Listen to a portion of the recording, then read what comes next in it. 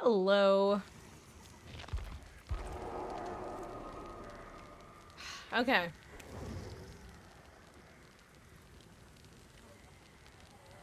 Okay, here's the plan, guys. While I'm getting you back in, really quick, I'm gonna turn off the... Actually, I can leave the camera on, I guess.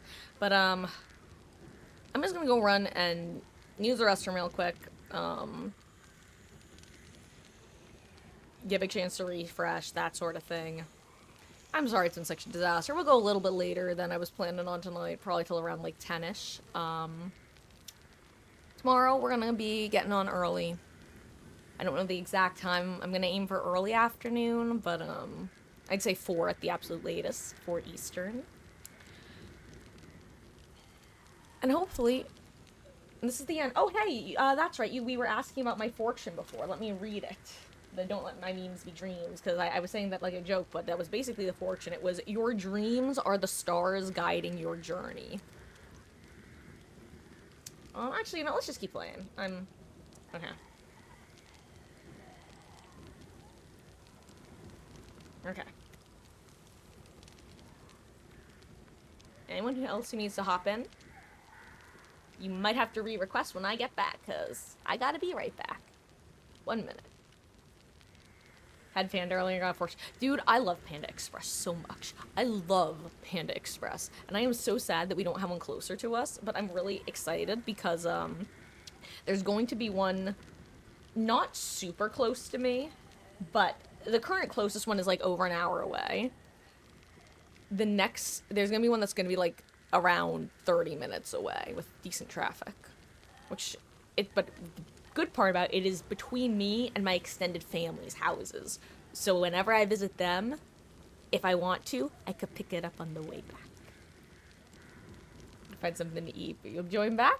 Sounds good, Alex. Sorry for the shenanigans, and everyone, I'm so sorry for this. This should hopefully not happen tomorrow. One, hopefully it won't happen with the internet, because they supposedly fixed it, and two, the power, power is power is power. Like, I can't stop that one. Out in the boonies, no, I just happen to be in an area where there's just not a Panda Express nearby. It's just one of those, just bad luck sort of things, you know? We got a McDonald's literally up the block, though. That's nice.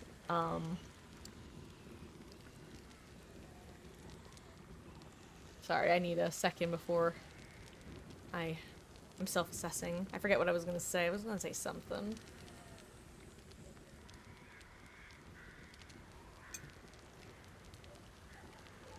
It's good if you enjoy cooking. I'm more of a factor kind of gal when I'm here by myself.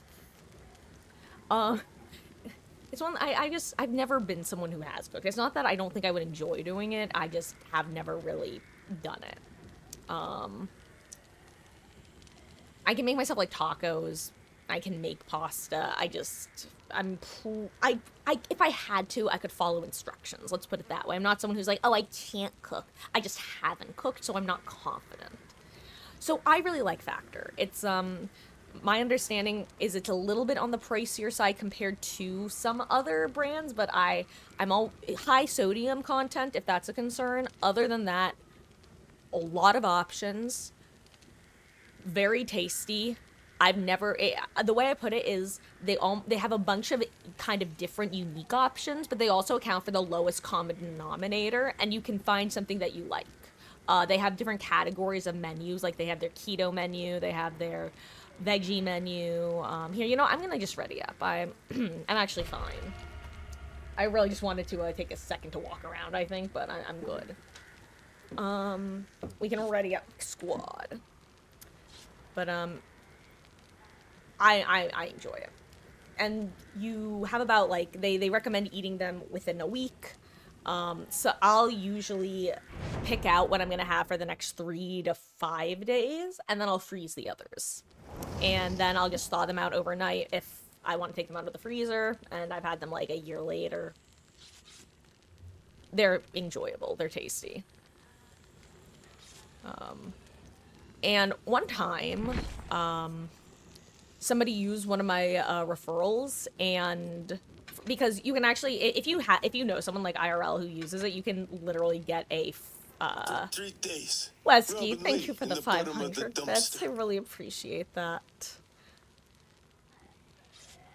Give your dog lots of hugs. Obviously, I don't need to tell you that. But still, do it.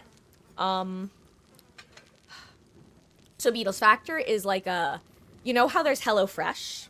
Corgis for good luck. Oh, good luck, corgis. It's rather than HelloFresh, which you make the meals yourself. Factor, they come pre-packaged and pre-made, never frozen, so they're fresh food.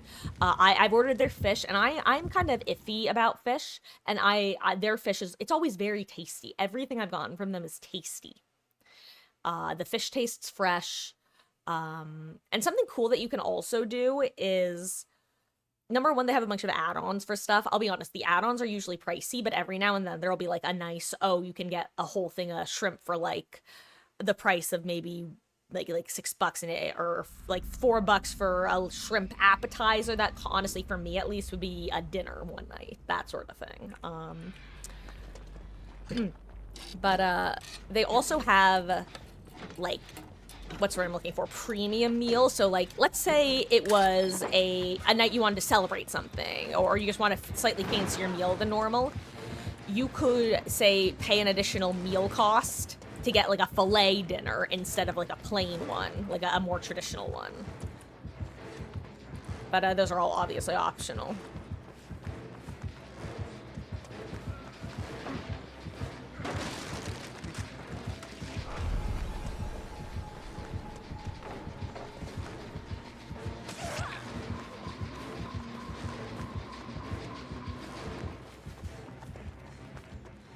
I should have gotten on a gem, but I was yapping about food, my bad.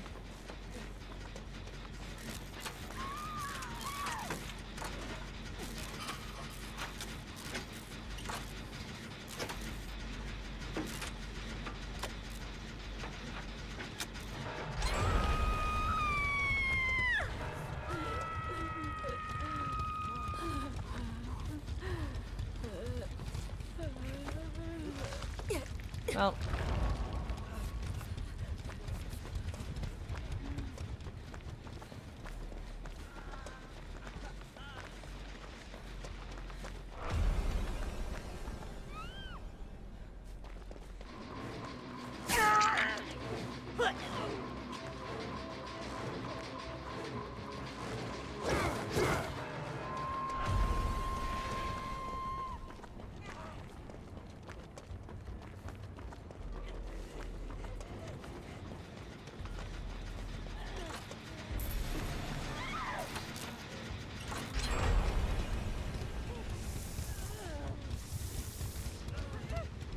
Oh, what kind of fish? So I'll usually go with like the salmon and shrimp.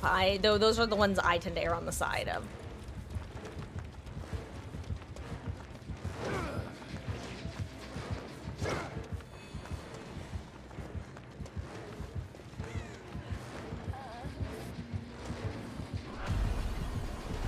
Damn.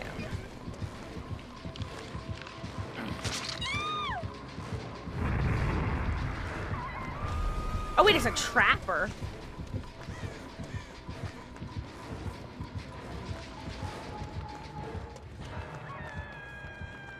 The dead dog trapper is the worst. Womp womp.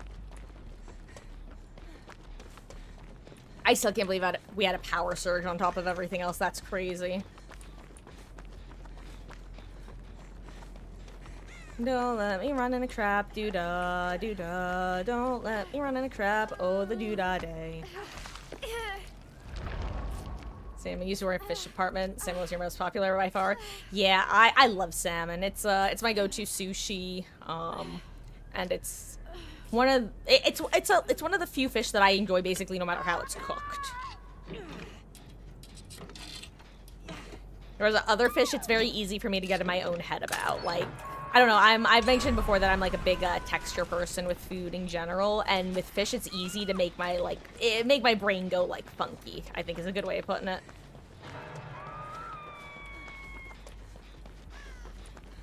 And salmon doesn't usually.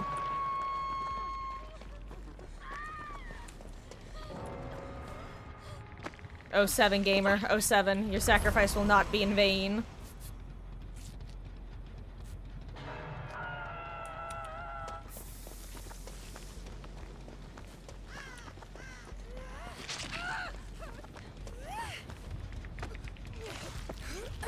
Good live off shrimp and crab legs. Oh yeah, I love them. Actually. Sorry, you're gonna have to hit a great skill check. You're not gonna quite be able to heal yourself because I tapped right click like a dummy. I love shrimp, crab, lobster, and salmon. Those are like my 4 fish that I like. Cause when I say fish, I really mean the traditional definition of fish, you know, as opposed to crustaceans. I don't even know who I'm looking for.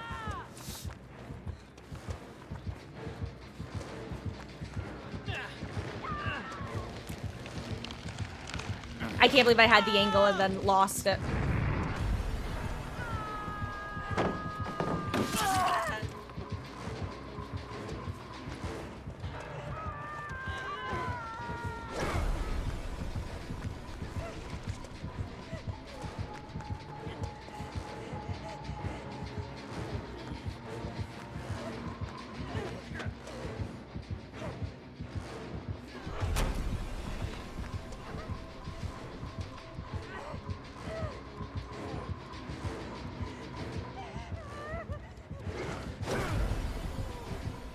Whoops! I thought he went past. My bad, my bad.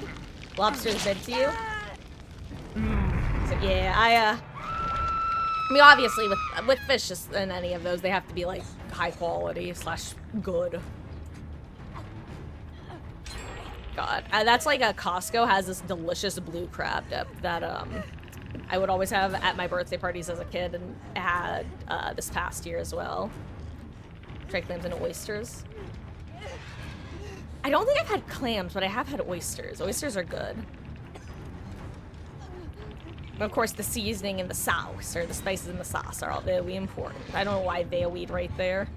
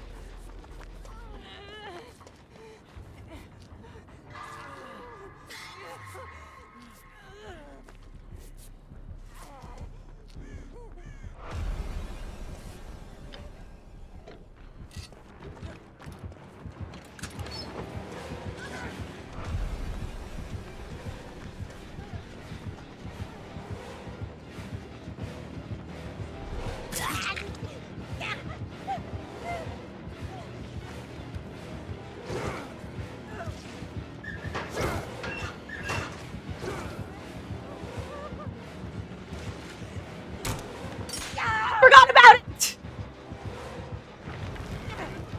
I'm sorry if I just deafened anybody. Nat 20 to Nat 1. I even acknowledged that too. I thought to myself, which window should I go for? I'll go for this one. This is the one I'm guaranteed to make. I forgot about the trap.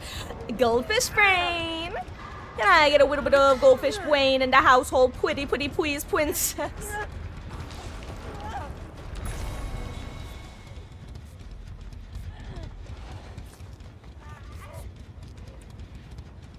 I'm still relatively happy with that chase, though. Oh god, where's that from? I don't want to be revealed. Go elsewhere.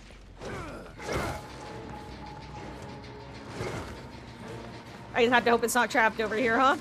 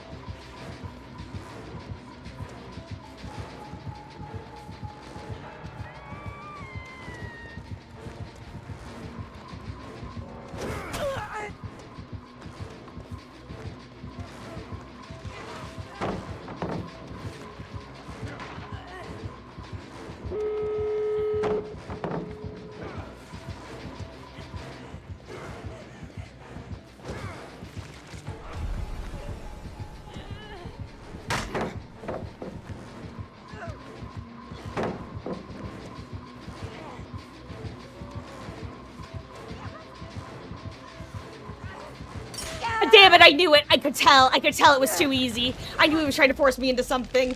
Oh, I just had to take the risk, though. I didn't want to vault it. Oh, GG's. My sacrifice was not in vain.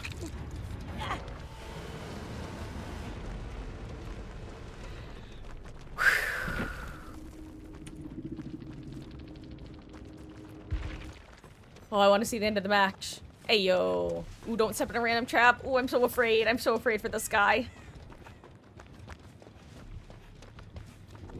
Oh, he's stressing me out so much by running through tall grass.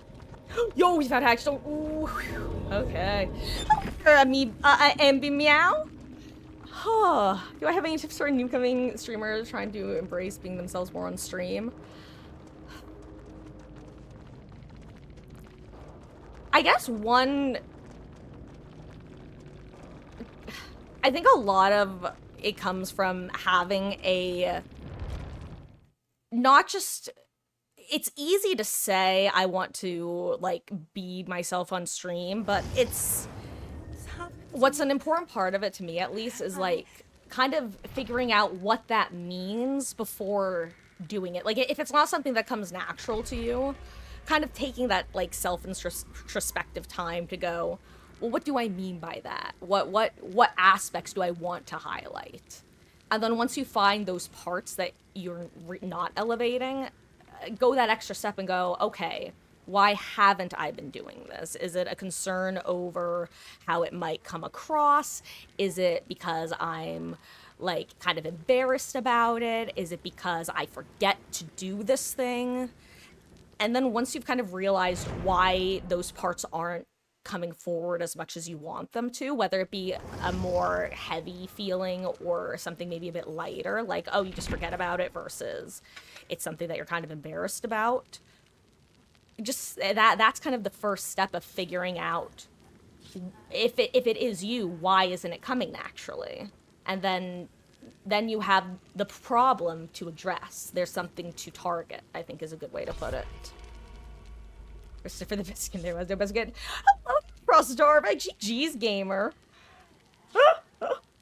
If you, yeah, baby trapper, I don't believe that for 1 second. Those were fabulous traps, dude. GG's. I always feel so much fear getting Dead Dog in 2v8 against Trapper.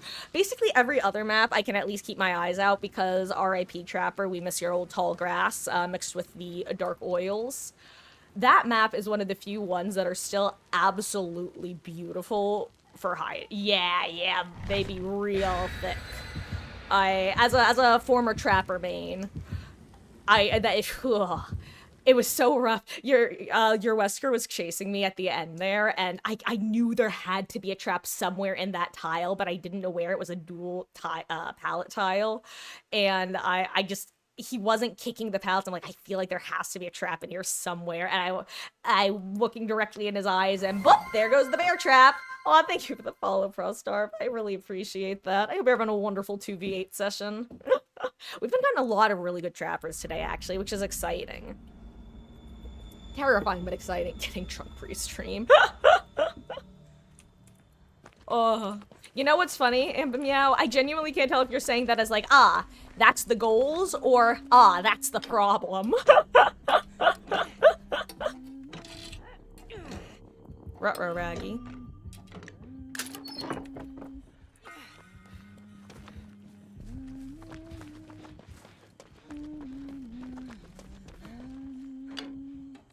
Here, are we cool tower?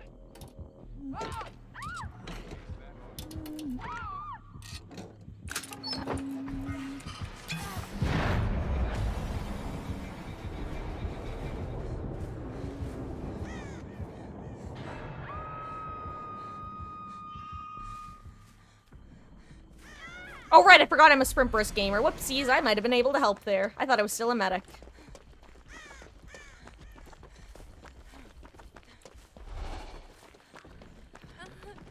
Oh, but yeah, no, if you're not joking, you actually are relatively new to Trapper. That's crazy because, like, I always say that one of the biggest signs of a good Trapper in that mode is how disciplined you are with resetting traps. And I was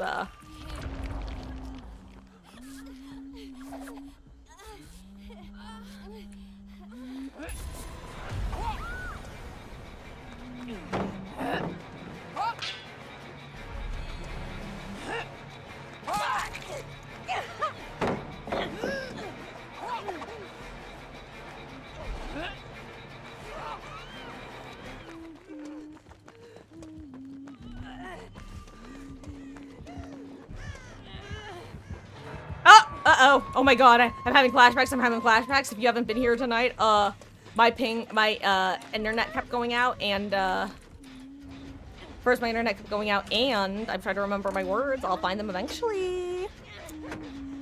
My internet went out, and then my power surged. So I've drop stream like 1,000,001 times. I think you absolutely busted Sprint Burst on demand.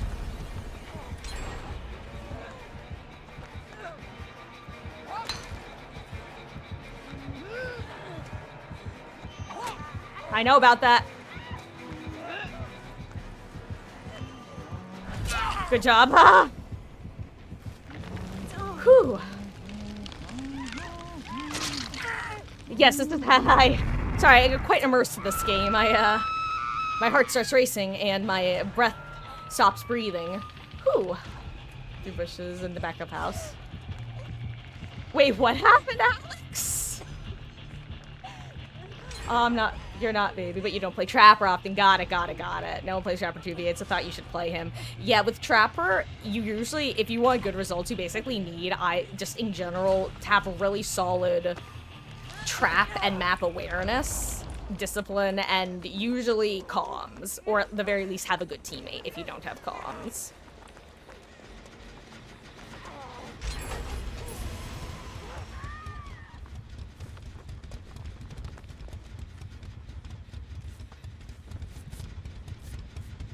Map seemed hard for Huntress. This map, so I find Coal Tower to be the most killer-sided of the, like, I would call them normal maps. So things like the Auto Haven maps, the Macmillan maps, in 2v8. And I think it's because mid-map has very, very few jungle gyms. It's just a bunch of interconnected filler tiles, which, if you're good at connecting tiles, is very strong. But a lot of people don't really know how to connect tiles in this game. And so, without jungle gyms, they tend to go down a lot easier. And I think that's why I finally came to the conclusion of why this version, or this map, is a bit more killer-sided, in my experience. I think it's the exact same thing as Mother's Dwelling, which you would think would be very Survivor-sided because of a busted-ass main. But I think it has the same effect where most of the jungle gyms are edge map. Thank you for coming to my TED Talk. If you want me to elaborate, I shall.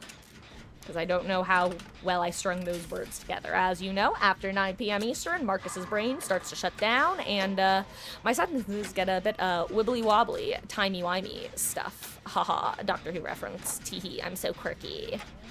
Sorry. AKA, I definitely lose a lot of my filter. Pure, uncensored Marcus brain. Terrifying place. Wendy's, I thought you said West. That's West, Patrick.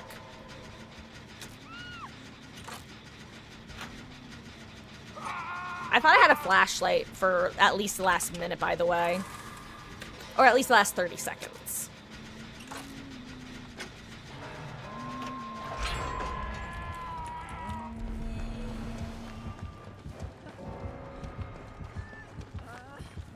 I did not know there was a person right here, by the way.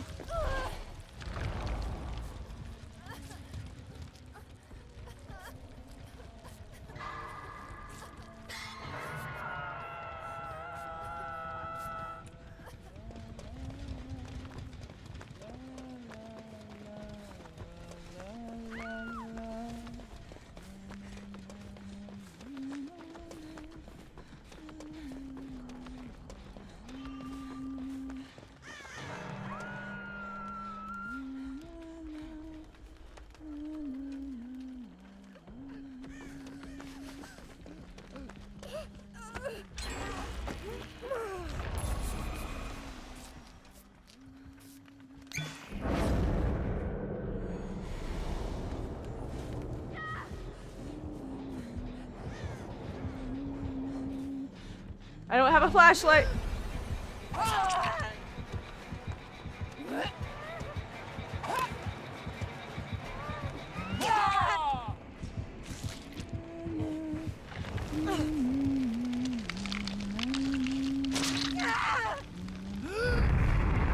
I tried.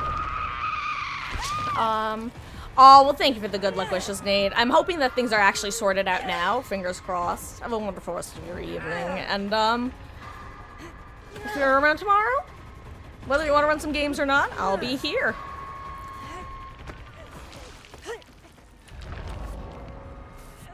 Oh, hello there, Novak. You just got sniped by Biz Huntress. 07 gamer, 07.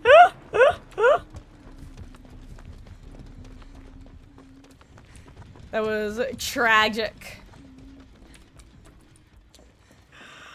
How are you doing? How goes? Sorry, if I seem out of it, it's because I just explained this actually. Around 9 p.m. Eastern, I get a little silly, and by a little silly, I mean my brain doesn't like Englishing well.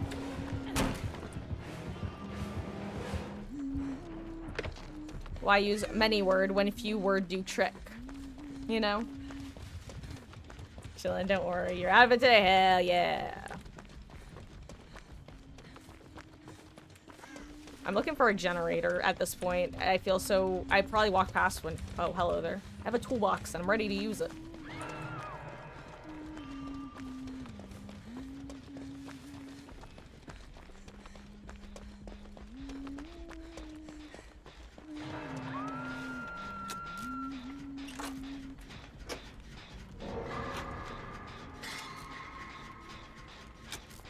Wait, where's the cave? Am I just blind?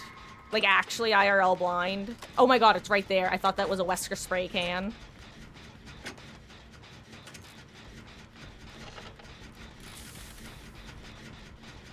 I'm not joking. To be fair, it was almost the same size and shape. Bit bigger, but when you have this high of a DPI, what can you do?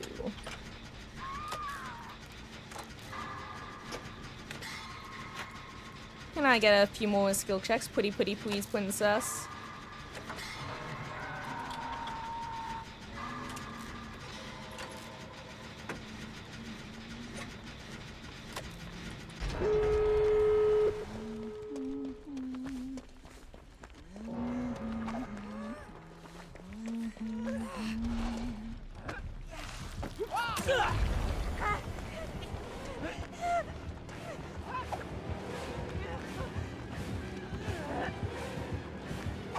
Yeah, I wasn't gonna be able to get away from that one. Ooh.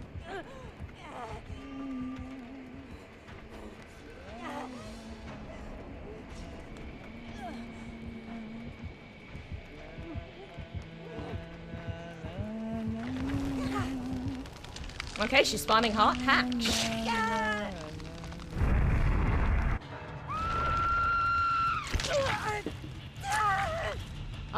Yeah, Stargate. Oh my god, my voice just squeaked right there. Yes, Stargate question. Let me know.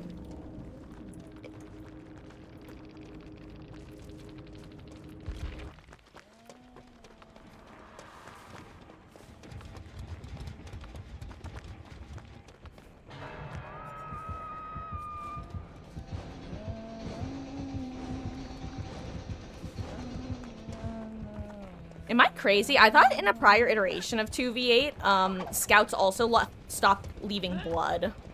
Am I... GG's.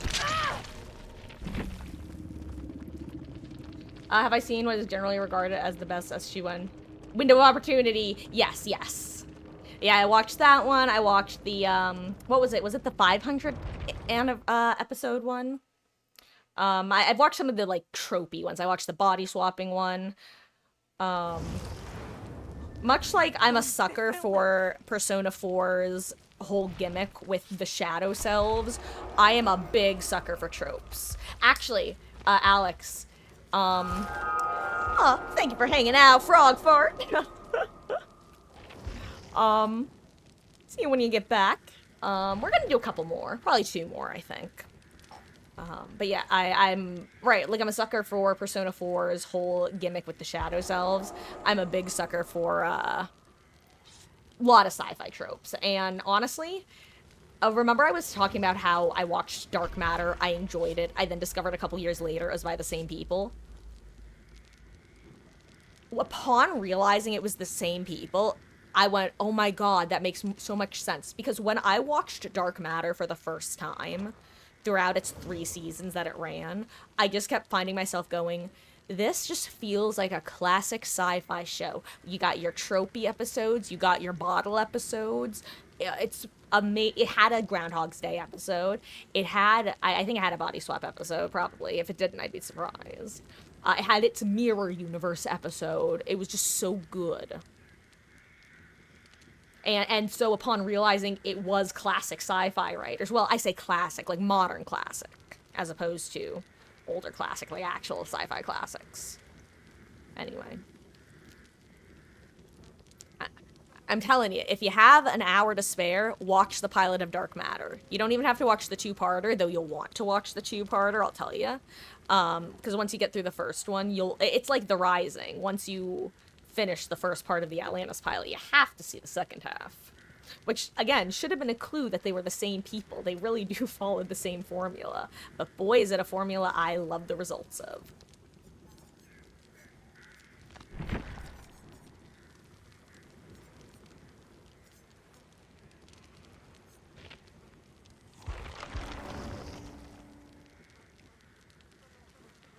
God, I've seen some of the General Grid episodes. Oh, yeah. So here's the thing, Alex, and it's why I haven't watched SG-1. First of all, it's 10 seasons. When I watch it, I'm going to want to watch it all the way through.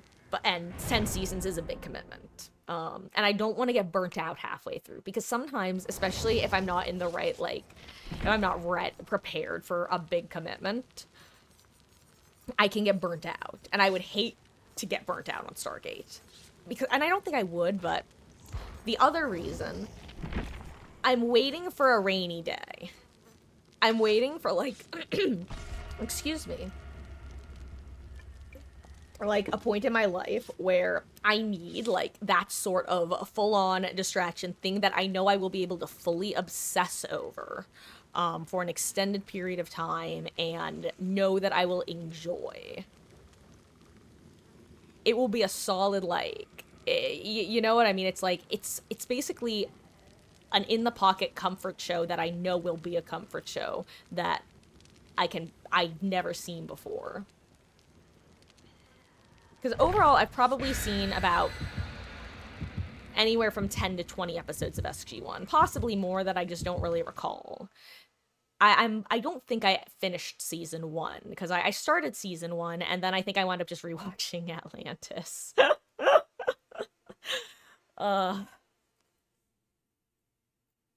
Yeah, Stargate is good for that, and I think I'm more likely to watch Universe before SG-1. I also, as I've talked around before, I'm active in the, I've been active.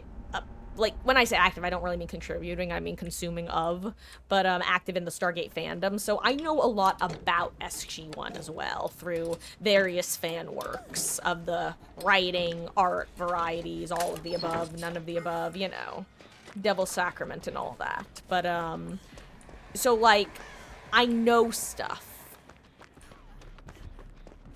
And I already have, an attachment to the characters in that way as well, which is nice.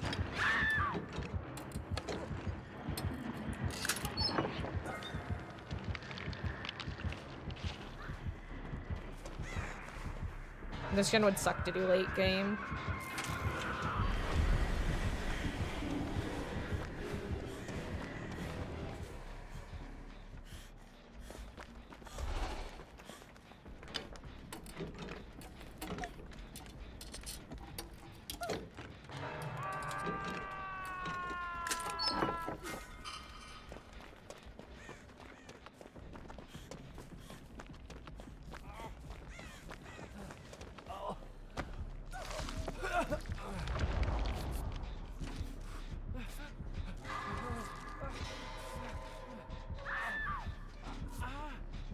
Oh, we have a couple Laras.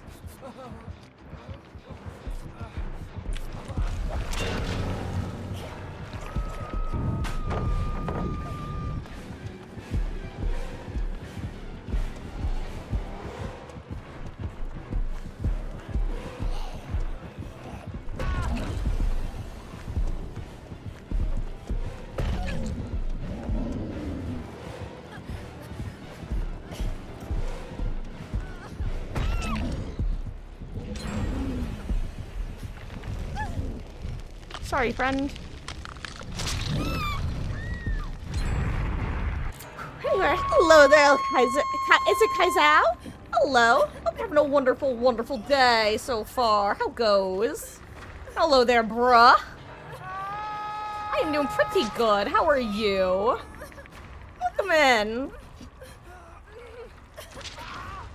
Actually, honestly, though, I know that I kind of answered that automatically, but unironically, today's been an absolute nightmare of a stream. Nothing to do with the game itself, but my internet went out like 4 times, and then my power went out, which was insane. But other than that, the day was fabulous. It's been a roller coaster of emotions.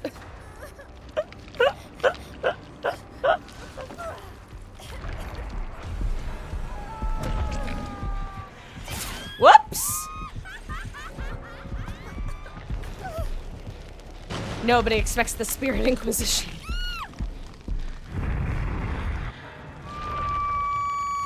SG1 doesn't have any bad plots where Elliot... Michael is overdone.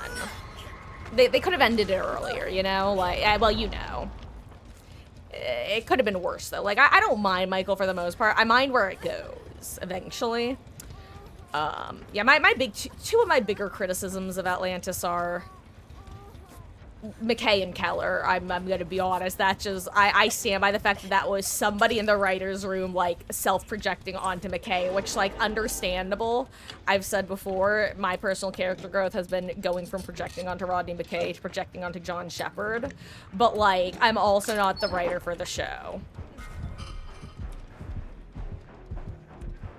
You know what I mean? Anyway, also, 07, Alex, your sacrifice will not be in vain.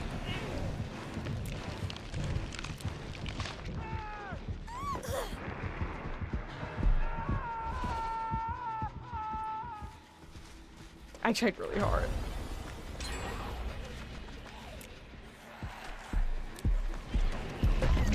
You knew that was coming. Don't look at me. Oh, I gotta go. I must be going now. Sayonara.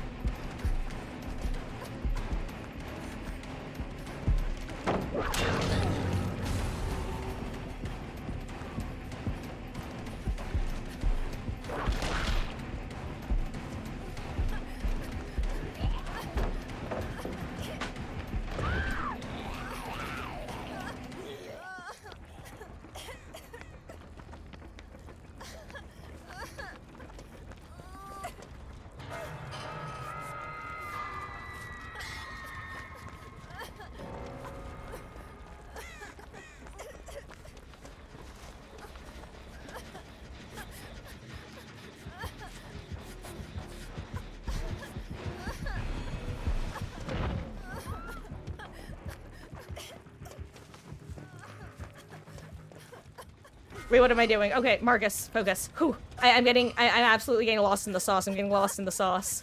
I'm so sorry, guys. I have to enter bad streamer mode. For those who don't know, after 9 p.m., Marcus's brain starts to run on E. E of energy. I'm doing the best I can, I promise. Also, guys, not this match, but the match after this one is gonna be our final game of the evening.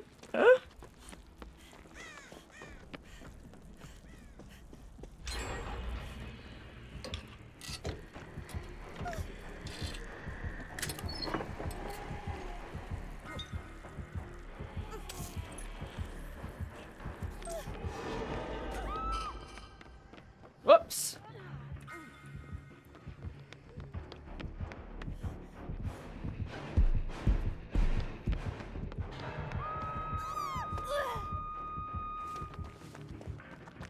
I can't get that save with 2 of them there.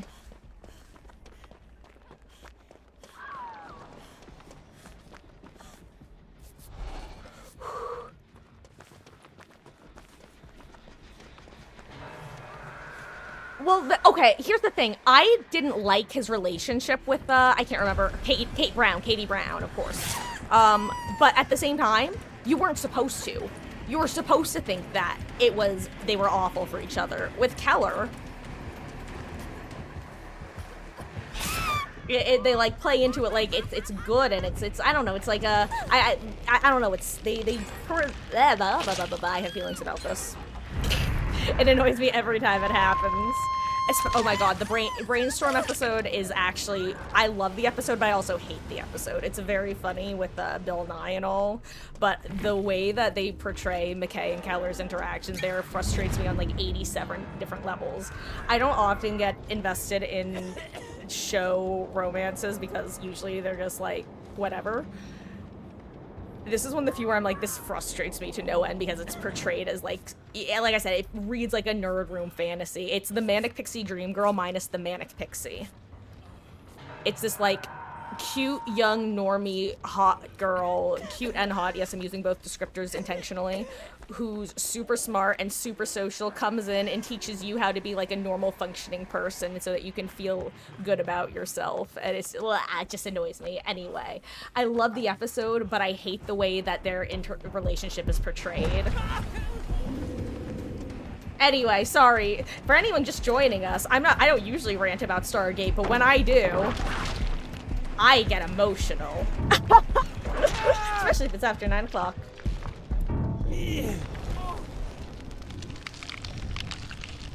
God. Anyway. I don't know. I preferred the show before they really got... Like, season 1 has its weird moments where they were trying to decide if they were gonna pair John and Taylor together. And then, of course, the actress got pregnant and they had to give her a boyfriend/husband because whoopsies. So I'm 100% convinced that's why that ship never sailed, pun intended. Because they couldn't make John the father. Hundo P convinced, and I am so glad. I would have, I don't know. I don't know. Let's not get into my shipping tendencies and my feelings about like how teams are often portrayed in shows and the like. Unless someone says the magic code words. Then, if you say the magic code words, you unlock all of my hidden lore.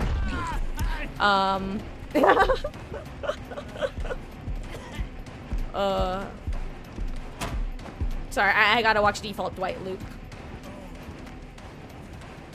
Yes, oh my god, I love Cadman, and she's such a gem when she did show up. If I remember, because I think I looked into why we didn't see her too often. I could be wrong. I think she, the actress, just, the scheduling never worked out. Okay, well, Yui's just stealthing, like a rat.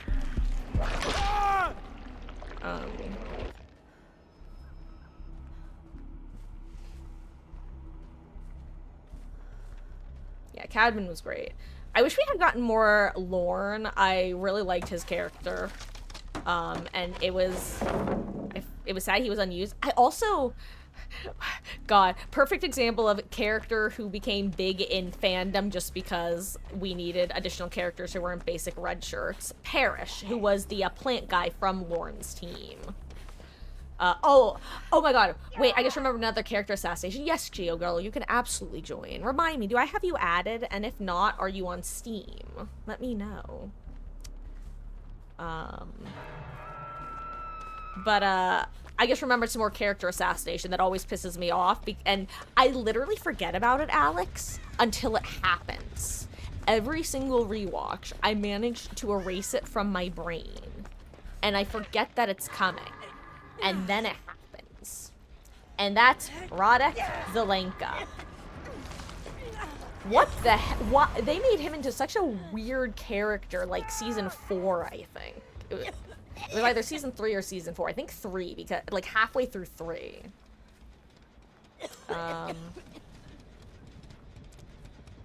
They all of a sudden just make him such a weird character. Here we go. There we go. I'm just curious about how this is gonna play out. Plus, Gamer's still alive.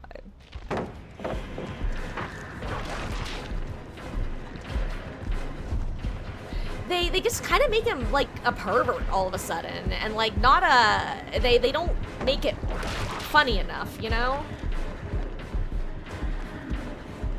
They just decide all of a sudden to go that route with his character. It gets weird towards weird. It's all of a sudden out of nowhere. It's like, what? Like, it comes... Because he's such a good character. So, like, a great multifaceted character with his interactions with Rodney. But he's very respectful of authority as well, but also, he's such a fun character. And then all of a sudden, they just make him be weird. It's... And every time I watch, I forget about it. And then it happens. He makes his first comment, I'm like, oh yeah, that starts now. Ugh. And luckily, they don't do it enough. Like, or let me rephrase that. They don't do it too much, but they do it enough.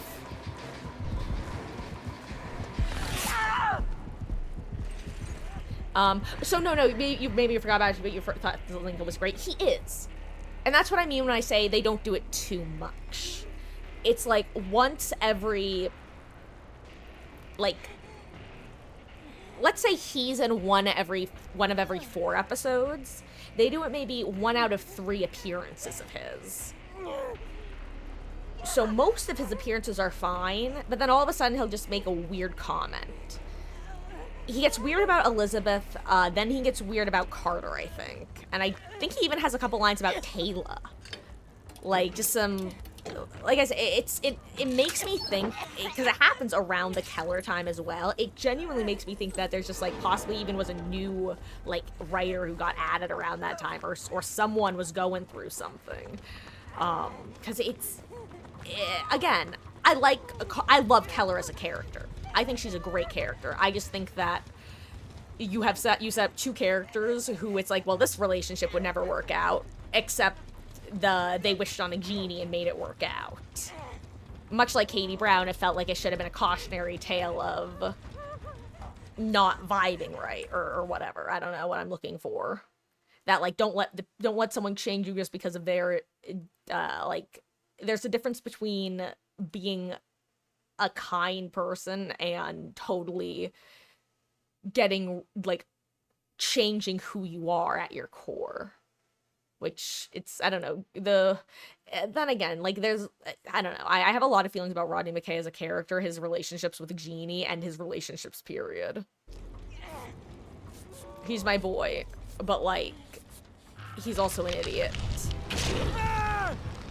Which, honestly, Shepard, too.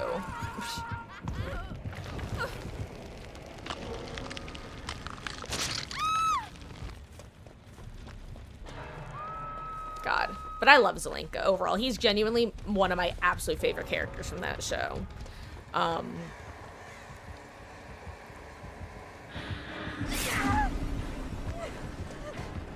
Oh, tragic.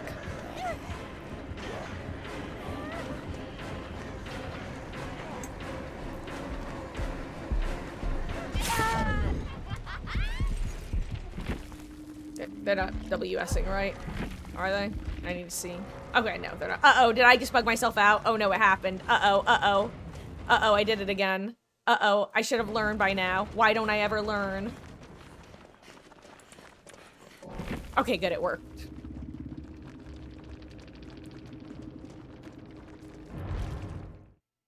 Okay, Geo girl. I know, dude. Did you add me on Steam, or are you gonna join through the link? And if you added me on Steam, what is your name on Steam?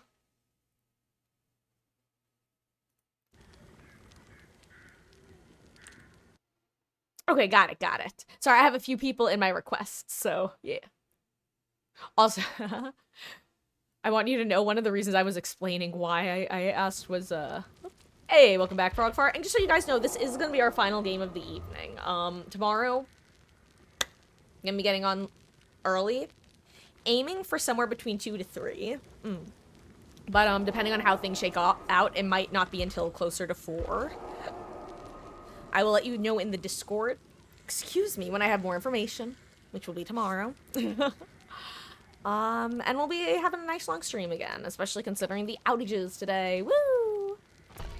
I'll also have slept, so you won't be getting this sort of nonsense until after 9 p.m., so stick around for those sort of shenanigans. back to me ranting about Stargate Atlantis because you have no idea. I don't have the patience to write this sort of stuff out to post on, like, my old Tumblr, because I would, like, write it out and then I'd be like, is it worth posting? No. But also, the only people I know who have watched Stargate are, one, my friend from college, who I don't talk to anymore, but I kind of want to reach out, and I probably should. And honestly, I might just shoot her a message at some point and be like, hey, want to talk about Stargate Atlantis? And two, Mama Marcus, who just does not care about it the same way that I care about it. Like, she enjoys the show. I've always been this way about the things that I get into. I get way too in-depth, and I get super, like, analyses. Can you tell I was a psych major? And whenever you're ready to ready up, Geo girl. Just in case. I always feel the need to mention just in case someone doesn't notice, you know? It's been me before who hasn't noticed. But. Stargate Atlantis. Like I said, I have a lot of thoughts, feelings, and analyses. Many years worth. You have to understand, actually, no, I can't check when I first watched Atlantis. Same with your dad and Stargate. Yeah, I'm just wired that way where I can't help it. When I get invested, it's like my brain has teeth and those teeth sink into the media and just do not want to let go. And Stargate is one that, like I said, I watched it early for the first time. And funny enough, I have very, very early memories of being, like, sub 7 and sitting at, like, a family member's house watching the Sci-Fi Channel with one of the Stargates on. So it would have had to be SG-1 because that's the only one that was airing at the time. Just being like, ooh, cool space show.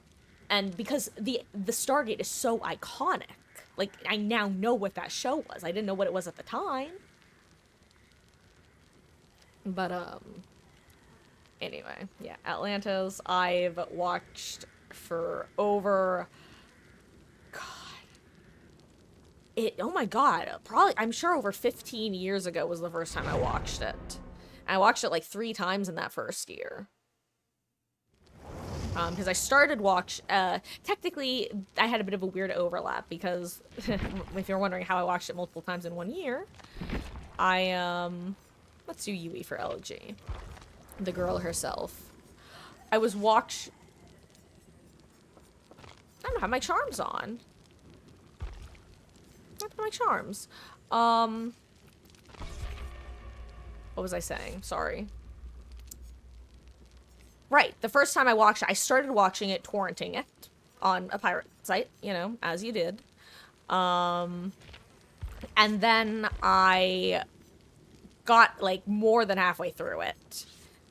And I was like, I'm gonna order the box set Blu-ray for my birthday, with my birthday money. And I did that. And so I probably got, like, through the 4th season at that point. And then when I had the box set, I decided to restart from the get-go. And did exactly that. And then, after watching it then, I went through it again and watched with the audio commentary. Then fast forward, I think probably 6 months to a year later. Maybe, it could, anywhere between 6 months and 2 years later. I then watched it through with Mama Marcus. I had her watch it, because I wanted to watch it again. Then, a couple years later, I started to get my one friend into it. I got him to watch the first few episodes, and then he didn't care enough to continue. And I then continued my own watch through again. Watched in college with my friend. Got her really into it. Got to share some of my favorite pieces of writing. Well, one of my favorite, I'll be honest, there really was only one that I would still qualify as one of my favorite stories I've ever read, like, period. Like, top 20. I don't know if I would say top 5 or top 10, but definitely top 20. Anyway, I was able to share that story with somebody for the first time ever, and that was exciting, and it was so good. Watched it during COVID. Watched it after COVID with Mama Marcus. So she's now watched it twice. Though I thought there wasn't a third time we watched it. I think there might have been one other watch in there, like, between years. Your dad probably showed it to you like 10 years ago, and you also watched Farscape. So I know of Farscape. That's one that I didn't. Oop, actually, I have something for you, dude. I forgot.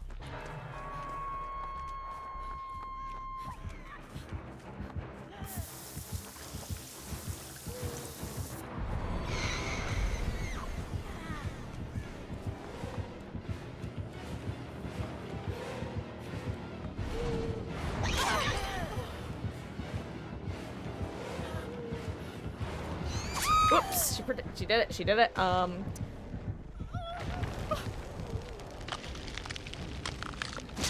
was I? I don't remember. Anyway, I think this was around the time I was... Yeah, I think I would have watched it for the first time probably at 13 or 14. That's how old I would have been.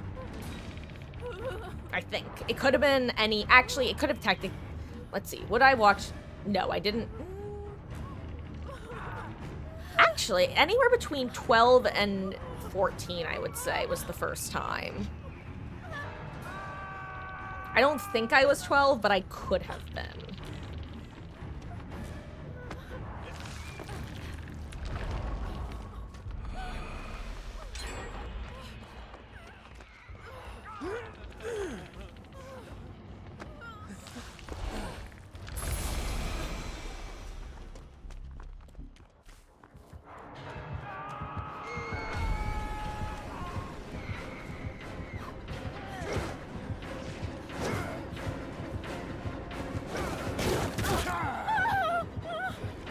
Damn it, I knew that was gonna happen too. Whoopsies. Yeah. And, anyway, point is, I probably was Googling, like, I wanted to watch some sort of sci-fi show because I had watched, Star Trek, the original series. I'd watched, Doctor Who, Torchwood, Primeval. I'd been my way through, I tried to get it. I couldn't get super into Merlin. I enjoyed Merlin. I actually that's another one of those shows that I want to retry. I have a whole list of shows that I tried watching, didn't get into the first time, but would like to give another shot. Uh-oh. And Merlin is up there. Anyway.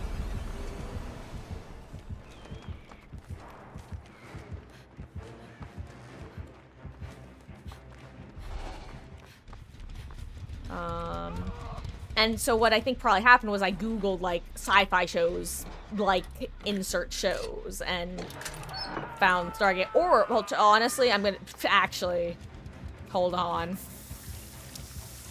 It's No, that's not how I found it.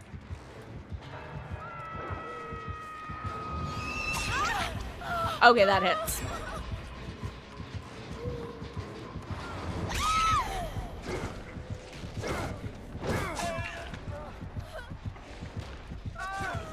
GG's, guys. Let's talk about Stargate. Okay, first, okay, here's the plan. I'm gonna wrap up. And then, actually, do we want to watch the rest of the matches? Oh, wait, I'm still, oh, wait, no, I was not good. Okay. For a second, I thought I was, like, someone had somehow saved me and I was just, like, totally tabbed out.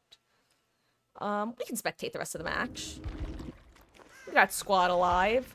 Just because I'm dead doesn't mean the match is over. It's all ogre now. Anyway.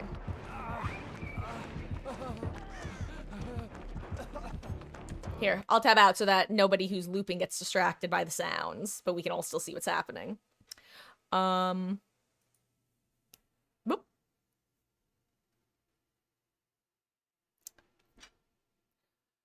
Here's how I'm almost certain I discovered Stargate.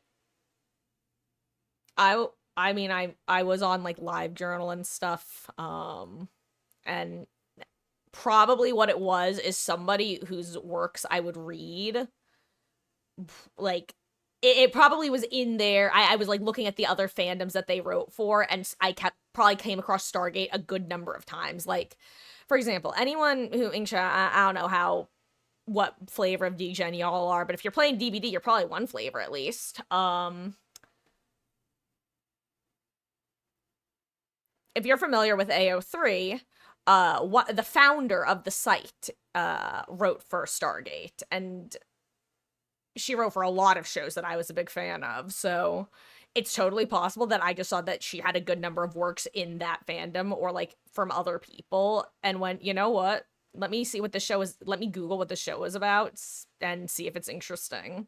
And that's probably how I originally found it. You never watched Star Trek or Star Wars other than like one or two movies. See, I loved the original series, Star Trek. Um, my we're both absolutely lost in your own looping sauce. Good job, dude. Good job. Oh, oh 07, that was a track. Oh, you know what? Nurse was here anyway. It was GG's. Um, so Star Trek, I originally got into because of the 2009 remake that came out, with Chris Pine and Zachary Quinto, and Carl Urban.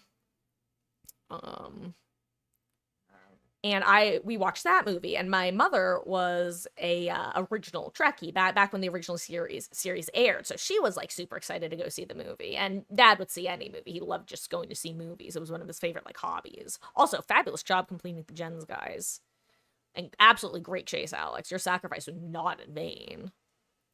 Um,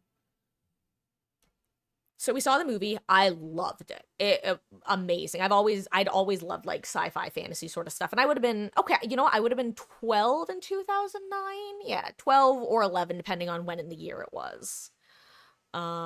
So Mama Marcus then told me, well, you see, it's actually a reboot of a show that I watched when I was a kid. Um, and I wound up searching YouTube, and it was all available on YouTube. And yes, Beatles, I basically was tabbed out so that mainly so that Alex could hear me without also hearing his chase.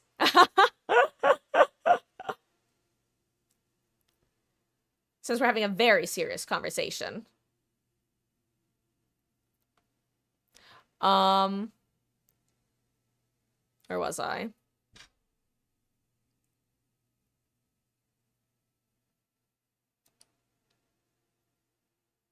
As you can tell, it's past my bedtime.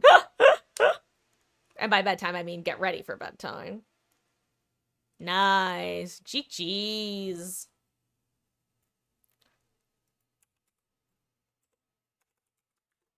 Okay. Sorry. Now that we're done with DBD, I can actually focus and not be a nerd.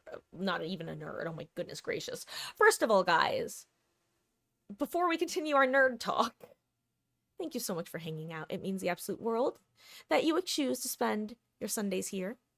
Especially considering the internet outages and then power surge that was happening earlier. I am hoping that will be the last of it. Fingers crossed. Tomorrow, should everything work, we'll be going live early. I'm aiming for 2 to 3 p.m. Eastern, but depending on how things shake out, it might be closer to 4. I will let you guys know in the Discord as soon as I know. Yeah, everybody who is here, if you were lurking, chatting, supporting me mentally, emotionally, financially during a very stressful time today, it means, seriously, it means the absolute world, guys. Chatting, lurking, playing. Thank you guys so much for sticking through it with me. Even if you just showed up at the end and have no idea what I'm talking about. That is gonna wrap up the majority of the stream. I will now be showing how much of a loser I am. I say lovingly. Sorry, that's too self-deprecating. I was trying to think of a word that wasn't degenerate because that implies like honestly too strong. I don't know. I'm gonna talk about Stargate, and I'm gonna probably, you might not even need the secret passcode to unlock some more of my lore. Like I might just talk about things and you might be like, "Oh my god, she's one of those people." Wink, wink. Anyway, good night, guys. Most of you, anyway. Aw, thank you, Nova Heck. Have a wonderful rest of your night. And rest of your gaming if you are still gaming. GG's, guys. And just so you guys know, if you do need to join, got the Discord. That's where I try to keep you guys posted. I'm gonna be posting a poll in the coming week for what day we want to have our variety story-based day on and what game we're going to be playing. Some of the options are Outer Wilds, Disco Elysium, um, that one game by Kodaka and Uchikoshi, aka the creators of the Zero Escape series and Danganronpa, not respectively. Until then, it's Stargate o'clock. So good night, Sable. Also, if you, I think I don't know if you heard me before, but I'm just defaulting to calling you Sable. If you have a different like name slash nickname slash one of your preferred usernames you'd rather me call you, let me know. I'm pretty sure I asked before and you just said like whatever. So currently it's just Sable. I'm not full naming you Sable's Feet unless you have the name Sable's Feet. Good night.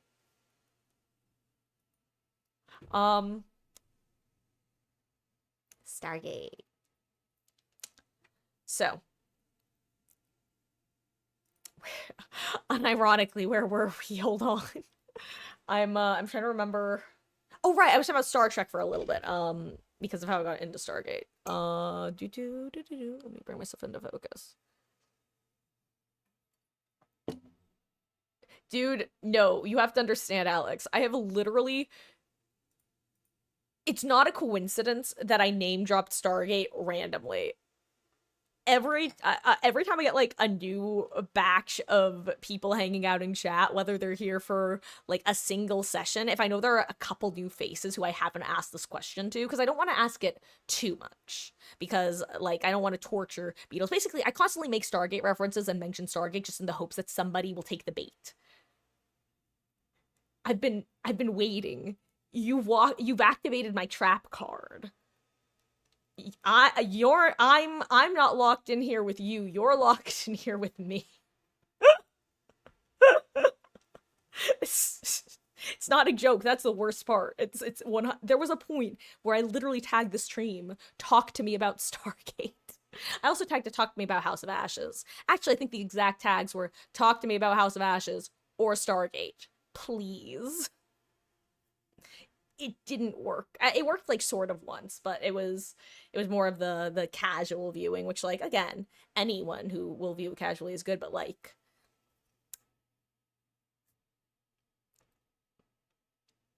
you know, you know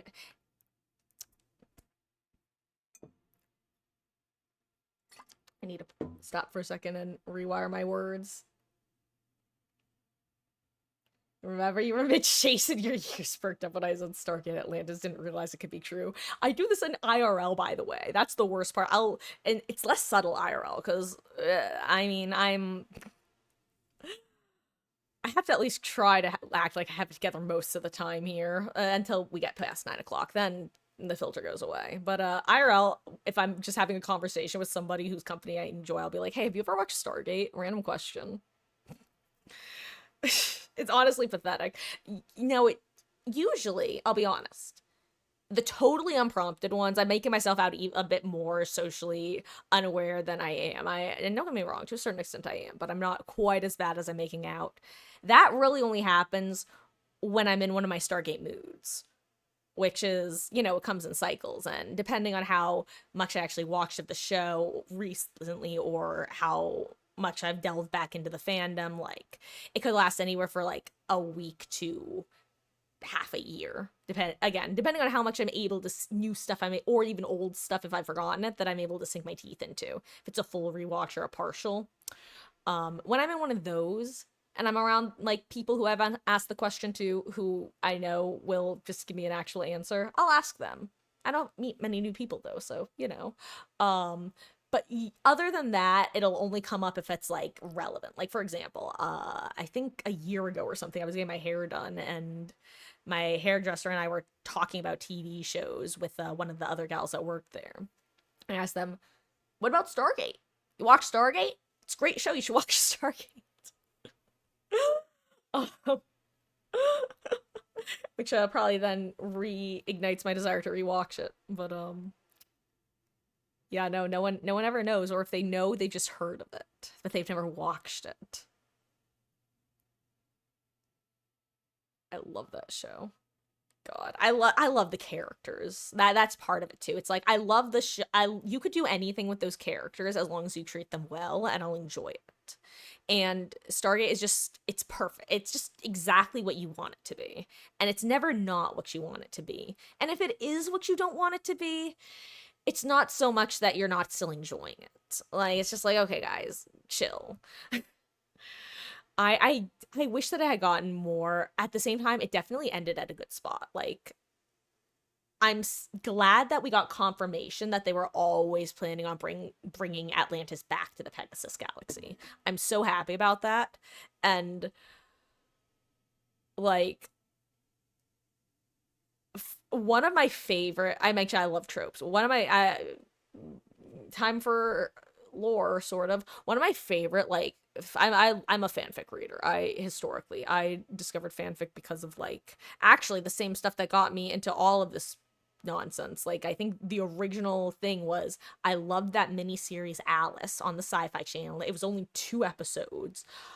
I something about it just I was enamored with it, so I googled it looking for somebody to talk to about it, and I discovered like fanfic.net. Hello, Maggie. Hello, sweet girl. Come on, pumpkin.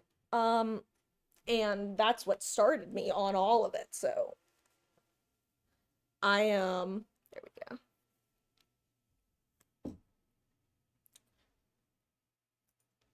Just give me 1 second to bring us back in focus. But yeah, so anyway, with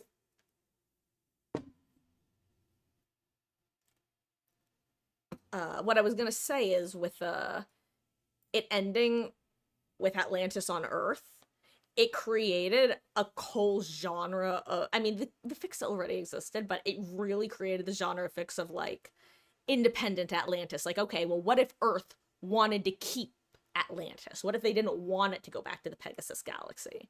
And the sorts of like dynamic that could create. And of course, I know that there was an official like novelization of after the series, but like, one, that's not canon. Two, if anything's canon, it's the virtual season 6 that the creators have posted. They basically posted their not their show bible, but the plans that they had laid out for the next season. I love you. Anyway, Maggie said no more.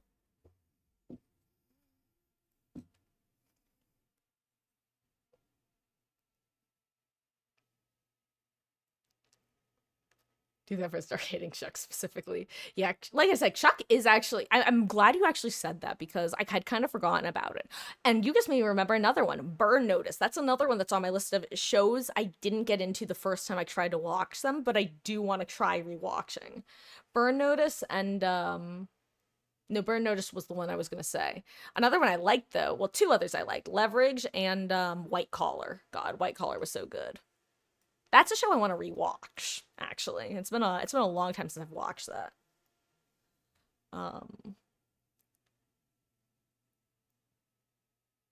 The Atlantis moon base was the most likely real thing. Oh, like in terms of where you thought they were gonna go with the show.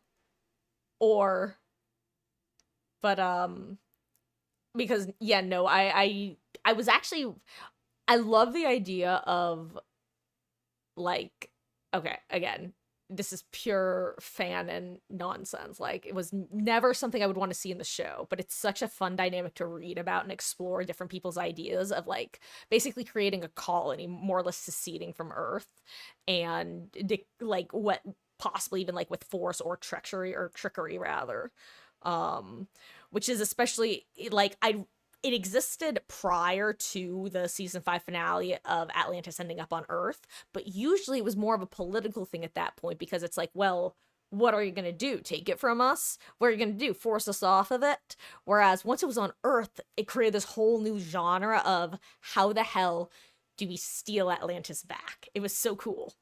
Again, not something I would want to see in the show because I don't think there's a way to do it right. There's just a lot of ways to do it that are interesting, but not the sort of one, I don't think it's a sort of let's put it this way. Hollywood has like three major investors, and one of the three major investors is the US military. So it would have been a very it would they would have never done it to begin with. And if they did, it would have been portrayed as something bad. But it's very interesting to see like done in story form, like with different people's ideas. Um but I really liked that the writers just never had any plan for keeping it on Earth. It was just supposed to be there temporarily, and part of the next season was them encountering an alien race on their way back to the Pegasus galaxy, and that was gonna be like the main villain of that season. If you search Stargate Atlantis season 6, there's someone that has actually made like I think it was like an hour-long video where they pretty much go episode by episode of all of the information that God, I'm totally blanking on the guy's name. I follow him on I've mentioned before, I have a artist formerly known as Twitter where I basically follow no one except a couple of content creators I watch, and I just let the main page show me a random algorithm. The Stargate creator is one of my only exceptions. I follow him. That's how important this man and this show is to me. Where is he? I need to find his name. I can't remember his name, but I follow him on Twitter. Excuse me, artist formerly known as Twitter.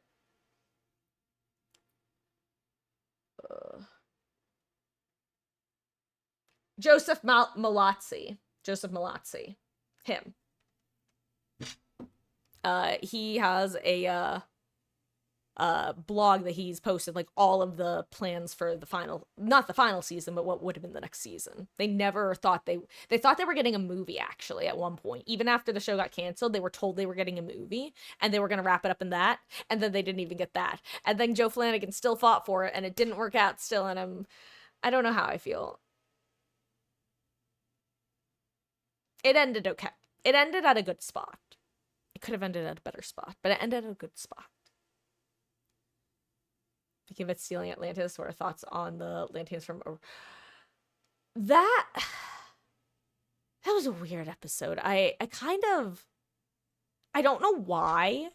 I never remember what happens in that episode. As silly as that might sound, like it's just kind of an episode that happens. I know it's not a filler episode by like, it kind of feels like a filler episode where my brain just kind of lets go of the information. So every time I watch, I'm like, oh yeah, that's what happens. Okay. As opposed to the ones where I rewatch, I'm like, ooh, this is gonna happen next. Cough, Common Grounds, cough, cough. Best episode. I love that episodes. I mean, honestly, Cadman's episode is also really good. Duet, which we were talking about earlier. Those are some of my most rewatched ones. And of course, the pilot. I love the pilot. If you do a good pilot, you can't go wrong.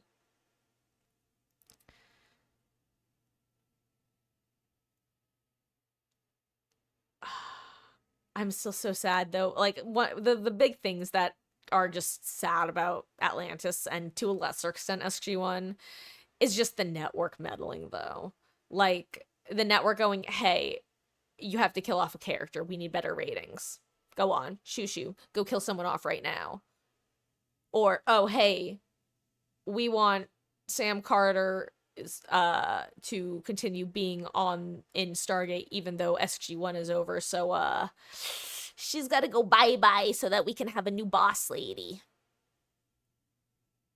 Love the Storm in the Eye. God, yes, the Janai. I love the Janai. They are... Kolya gets old, I won't lie. They overuse him just a little too much, but not... But like... only by one episode. You know what I mean? I think they could have taken him out just a little bit earlier, but it's fine. Honestly, that's what most of my criticism of Atlantis end up boiling down to. Of there's just something that if it was my perfect, like I wrote it, but it wouldn't be perfect in its own way. If I had written it, like to pace it better, I would have done certain things a little different. but also I'm not saying that they shouldn't have done it. You know what I mean? Like, there's a big difference. I love it for what it is, and I wouldn't want them to change it. If I was doing my own rewrite, that's what I would change. I would maybe condense him because he's just a little too annoying. Or alternatively, space him out a little bit more. That is the other option. It may be a little bit too much Koya, too fast, too quick. Because it's like, okay, can we just, why aren't we killing him? Why aren't we getting rid of him? If we forget about him for a bit and then he comes back, it's like, that's its own thing. But the fact that it's so much of him so close together, it's like, okay, but we just dealt with you like a month ago. Yeah. Cockroach of the universe. Oh my gosh, two other things that stand out in my brain. One, what I refer to as the mud episode. There is a pretty iconic Star Trek episode called, I can't remember the exact title, but basically the guy's name is Mud, and he has like a harem of, I forget if they're like robot ladies or what, but he's got like these 3 ladies in his harem. And I forget how exactly, but there's like a hypnosis aspect, or they're robots and he's programmed them. Again, I vague on the details. It's been a while since I've watched the original series, other than Bread and Circus. So I could still probably explain the general plot of that episode, but can no longer quote it. I call whatever the fuck his name is that I can't remember, I call him Mud. I can't remember his actual name because I only call him Mud. You know who I'm talking about though, right? The dude with the amulet? Or who does the one who had the potion, and then he gets Rodney's shield. I don't remember his name. I only call him Mud. He stands out in my memories very clear. Whenever he shows up, it's like, oh god, I love to hate him. He's like such a good character in that way. He elicits Ooh, this is actually a good. I'm gonna talk about him and then I'm gonna pivot to Rodney and Keller. Actually, he elicits, yes, Lucius.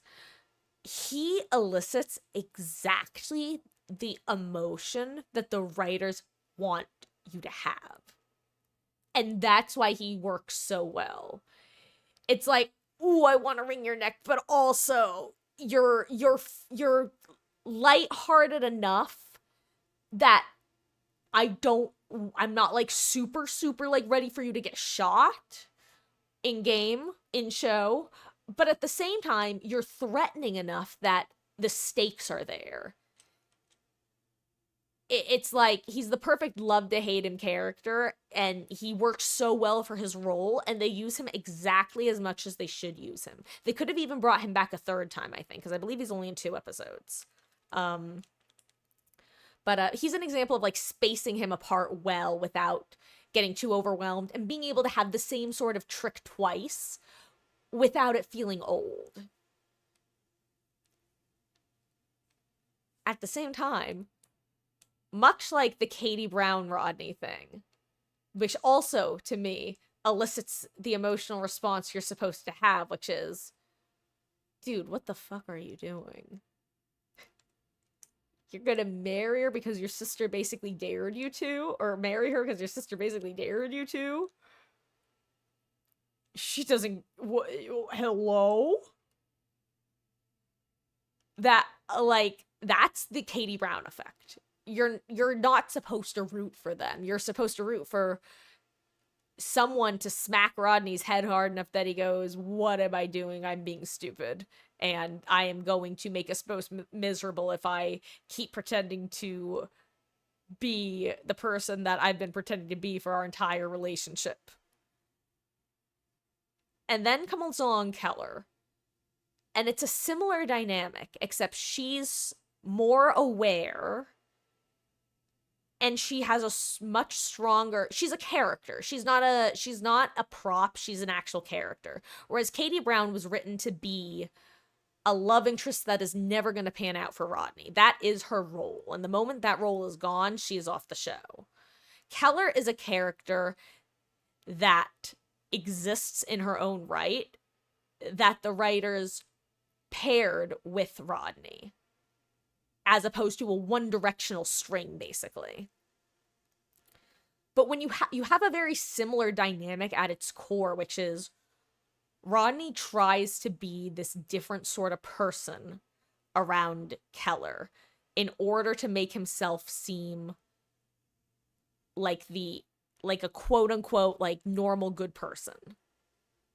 He tries to sand down his edges, but at the end of the day, he is his edges. It's not just an act, it's not just a shell at this point. It is the person that he is dialed to 20,000. And maybe when he dials it down to 10, that's a different story altogether. But Keller tries to do what Katie Brown doesn't have to do, which is make Rodney palatable. But Rodney isn't the sort of character who needs to be palatable because he's not. He finds his people as is.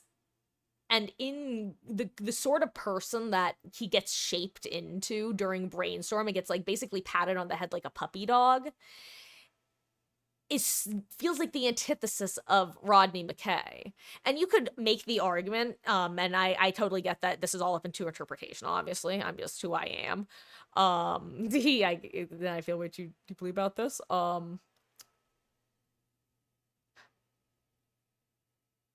To me, when you see that relationship, it should create this, to me, it creates the exact same effect that Rodney has with Katie Brown. But instead, it's presented in a positive light because the writers want it to be positive. To them, it is the be-all, end-all. And honestly, when I recommend Stargate Atlantis, if I'm around some of my more, if I'm recommending it to someone who I know is, I'm trying to think of a very neutral way of saying this. And there's no neutral words because of how politically divided the country is. Let's say more extreme on the liberal axis. Like, if I'm recommending it to someone who I know, like, has a lot of opinions of media and how it portrays certain groups, I'll warn them that it's very 2004. Like, it's very 2004. But, like, everything in 2004 is 2004, so... And I think that the Keller thing is a big product of it being 2006. Because rather, like, if Rodney was written today, I think he would have been allowed to explore being an asshole, you know, and have that not exclusively be presented as a bad thing. Because don't get me wrong, being an asshole in a lot of situations is a bad thing. But also, like, he's also right a lot of the time, and people are shitty, and people are shitty to those who are different, and Rodney McKay is different. So, yeah, it makes sense why he is how he is, and trying to sand down him into what the writers think is, oh, your leading man archetype character. We want him to get the girl. And honestly, it was kind of subversive for the nerd to get the girl at that point. Like, that was still a thing. Like, it wasn't necessarily expected. So for him to get the hot, young, smart, doubling down on the words, cool, yada, yada, yada, whatever, all words to describe Keller, that was kind of cool. That was cool. That wasn't really a thing that happened, so I get it. But also, it just didn't work, because Rodney McKay was a cool character beforehand, and he doesn't need to be with some, like, 25-year-old who... Oh my gosh, yes, and the Rodney Ronan thing as well. Like, that, again, writer's room fantasy. 100... I am so convinced that one of the writers was going through something at that point. Because, like I said, the combination of that with also Zelenka, again, not all the time, but enough that you go, he's never said any... Again, it's not like they did awful, and it's subtle enough that it's humorous. Like, if you don't notice it, it's really easy to ignore.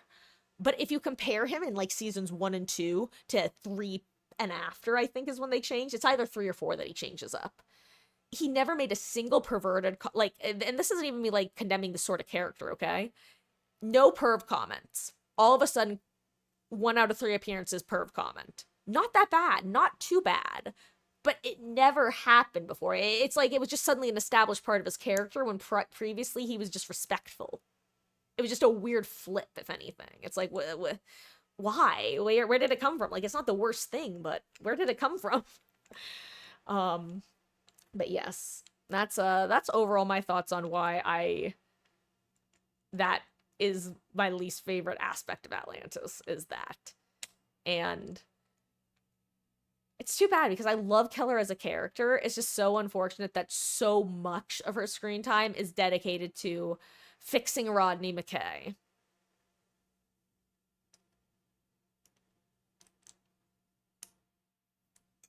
Thank you for coming to my second TED Talk.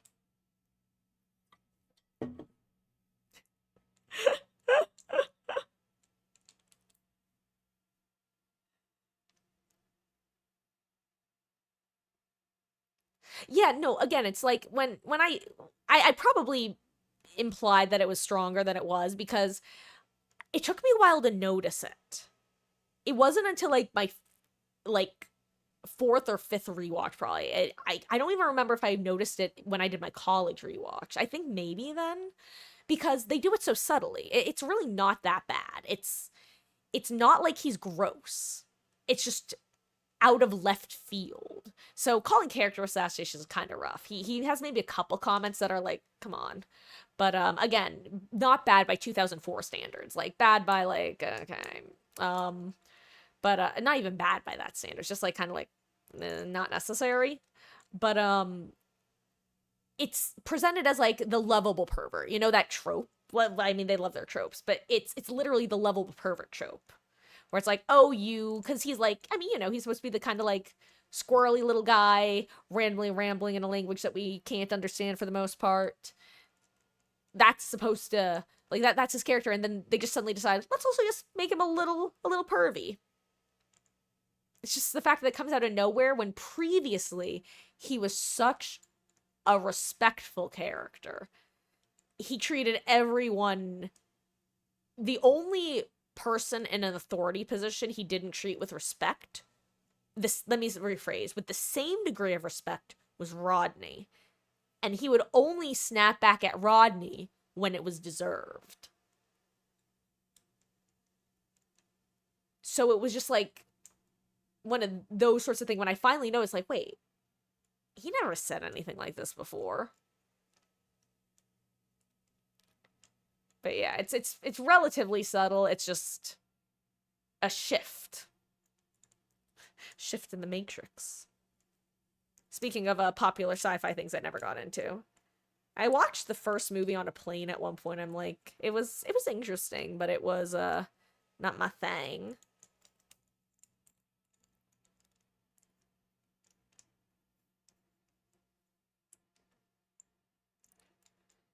And then there's Shepard. If you think I can talk about Rodney, I can talk a long time about my thoughts about John Shepard. So many thoughts. So many. Actually, it's been a while since I've thought about John. I genuinely think that my my McKay, like, thoughts and opinions and analyses, they're significantly more developed. Because, again, this is not a joke. I'm a I'll often I'm definitely one of those people who project onto like characters like, oh yes, let me think through my own thoughts and feelings and ideas and everything by looking at you. It's a lot easier to separate, you know, actual psychological reasons behind it, but blah blah blah. But so like I'm 100% serious when I went from seeing like myself as McKay to like projecting onto Shepard, like obviously for many different reasons, but like, you know, if you are that sort of person, then you know, and if you don't, if you're not that sort of person, then I don't think I could really explain it. Kind of like getting into the show. Either you're someone who watches it and enjoys it, or you're like me and presumably like you if you also have thoughts and opinions on it.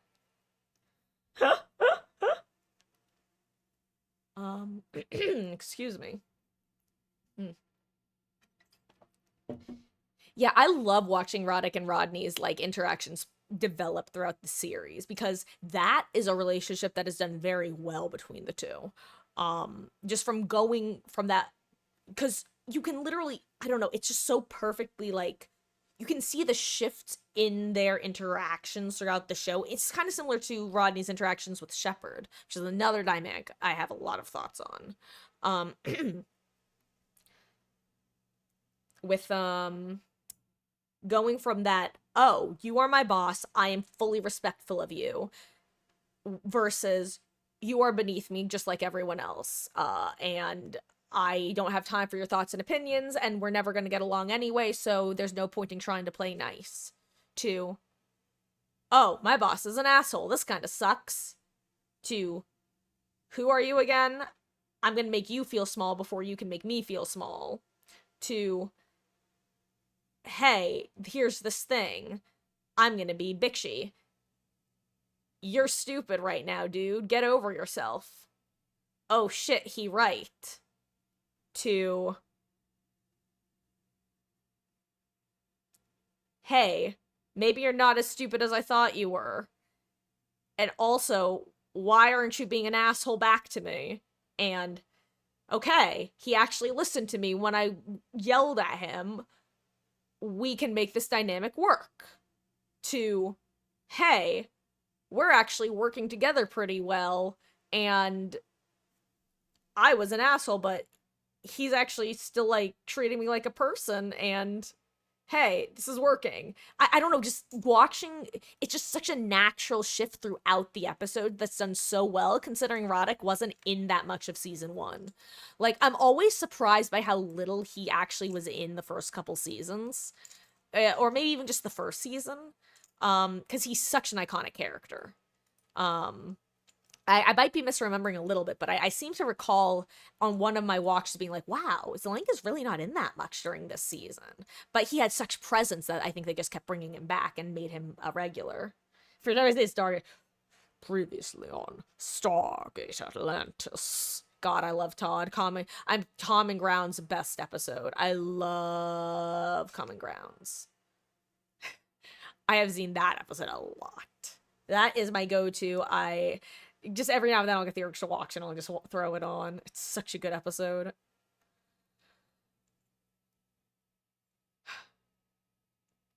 Um Also, fun fact, did you know, oh, speaking of characters that randomly disappeared, that's something else that's weird about Stargate, is they'll introduce good characters and then they'll vanish. Do you remember Holling? I believe, unless I'm mispronouncing his name or misremembering it. The tall guy who was a Jito, the young boy's dad from the beginning. Oh my god, what's his name? Jinto? Um, but his dad, tall guy with the longer hair of Taylor's people, who kind of like became their new Taylor once she decided to stay on Atlantis. Same actor that plays Todd. So why did Holling randomly disappear from the show, but they keep Todd there? Like, I mean, in reality, my guess is probably that the actor only had time to like film so many episodes, and they they didn't want to give him series regular billing. That's actually probably what it was. They probably could only, yeah, they could probably only have him work so many episodes per season, and it didn't matter how many characters he was playing, so they had to pick which character was more plot relevant, and Todd was just more interesting. I just figured it out. Fuck you, Sci-Fi Channel. I'm so certain about that, actually.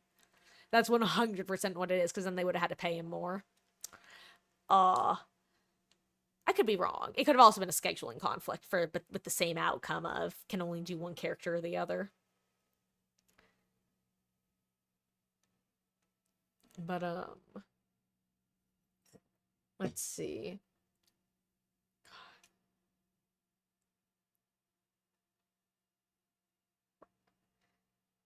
How do I last I remember talking about was just my why Keller and McKay never would have worked out. Assumed he died when her tribe went missing, but he did just disappear. Oh yeah, no, he's and it's the sort of thing that I'm pretty sure that we would have gotten confirmation that he was dead. Like I swear that they reference him at some point like late in the show. I could be huffing some copium right now, but I'm pretty sure he's like confirmed alive. Like, oh yes, I spoke with Holling doing blah blah blah blah blah. But yeah, he disappeared. And they do find her people, right? They find her people. That's right, because Michael kidnapped the baby too, so they definitely find the people. Or did they kidnap her? I don't know. See, much like that one episode, I'm able to just kind of forget the end of the Michael plotline because, like you said, it's kind of it's there. I'm glad it gets wrapped up. I kind of forget it every time where it goes. Every time like certain things happen, I'm like, oh yeah, that. So it's a fresh watch every time. The first three, four, most of the show is ingrained in my head pretty well, though. God, Vegas. Oh my God, how can we forget Vegas? The episode of episodes. What a good episode. Speaking of Todd, one of the best Todd appearances, despite not being our Todd. Also, Vegas, other things very important for like John Shepard headcanons and characterizations. Oh, Chef's Kiss. Disappeared for then Taylor's baby daddy pops up randomly with it. Yeah. Yeah, that's God again. Thank I what's her last name? I'm so glad. This oh my God, that's such a weird sentence I was about to say out of context, but I'm gonna say it anyway because it made it most of the way out of my mouth. I'm still so happy she got pregnant because again, so convinced that's the only reason they didn't get her and Shepard together. Which I would have been so genuinely, I don't think I would love the show nearly as much if they had done that. I would have been so disappointed. It's genuinely, that's one of the things that has soured Warehouse 13 for me was, like, I knew it was coming, but them getting the two leads of that show together, it was so sad for me personally. It was a big moment for me in a bad way.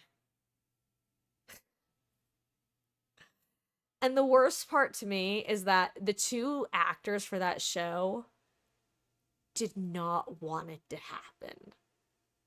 They felt the same way.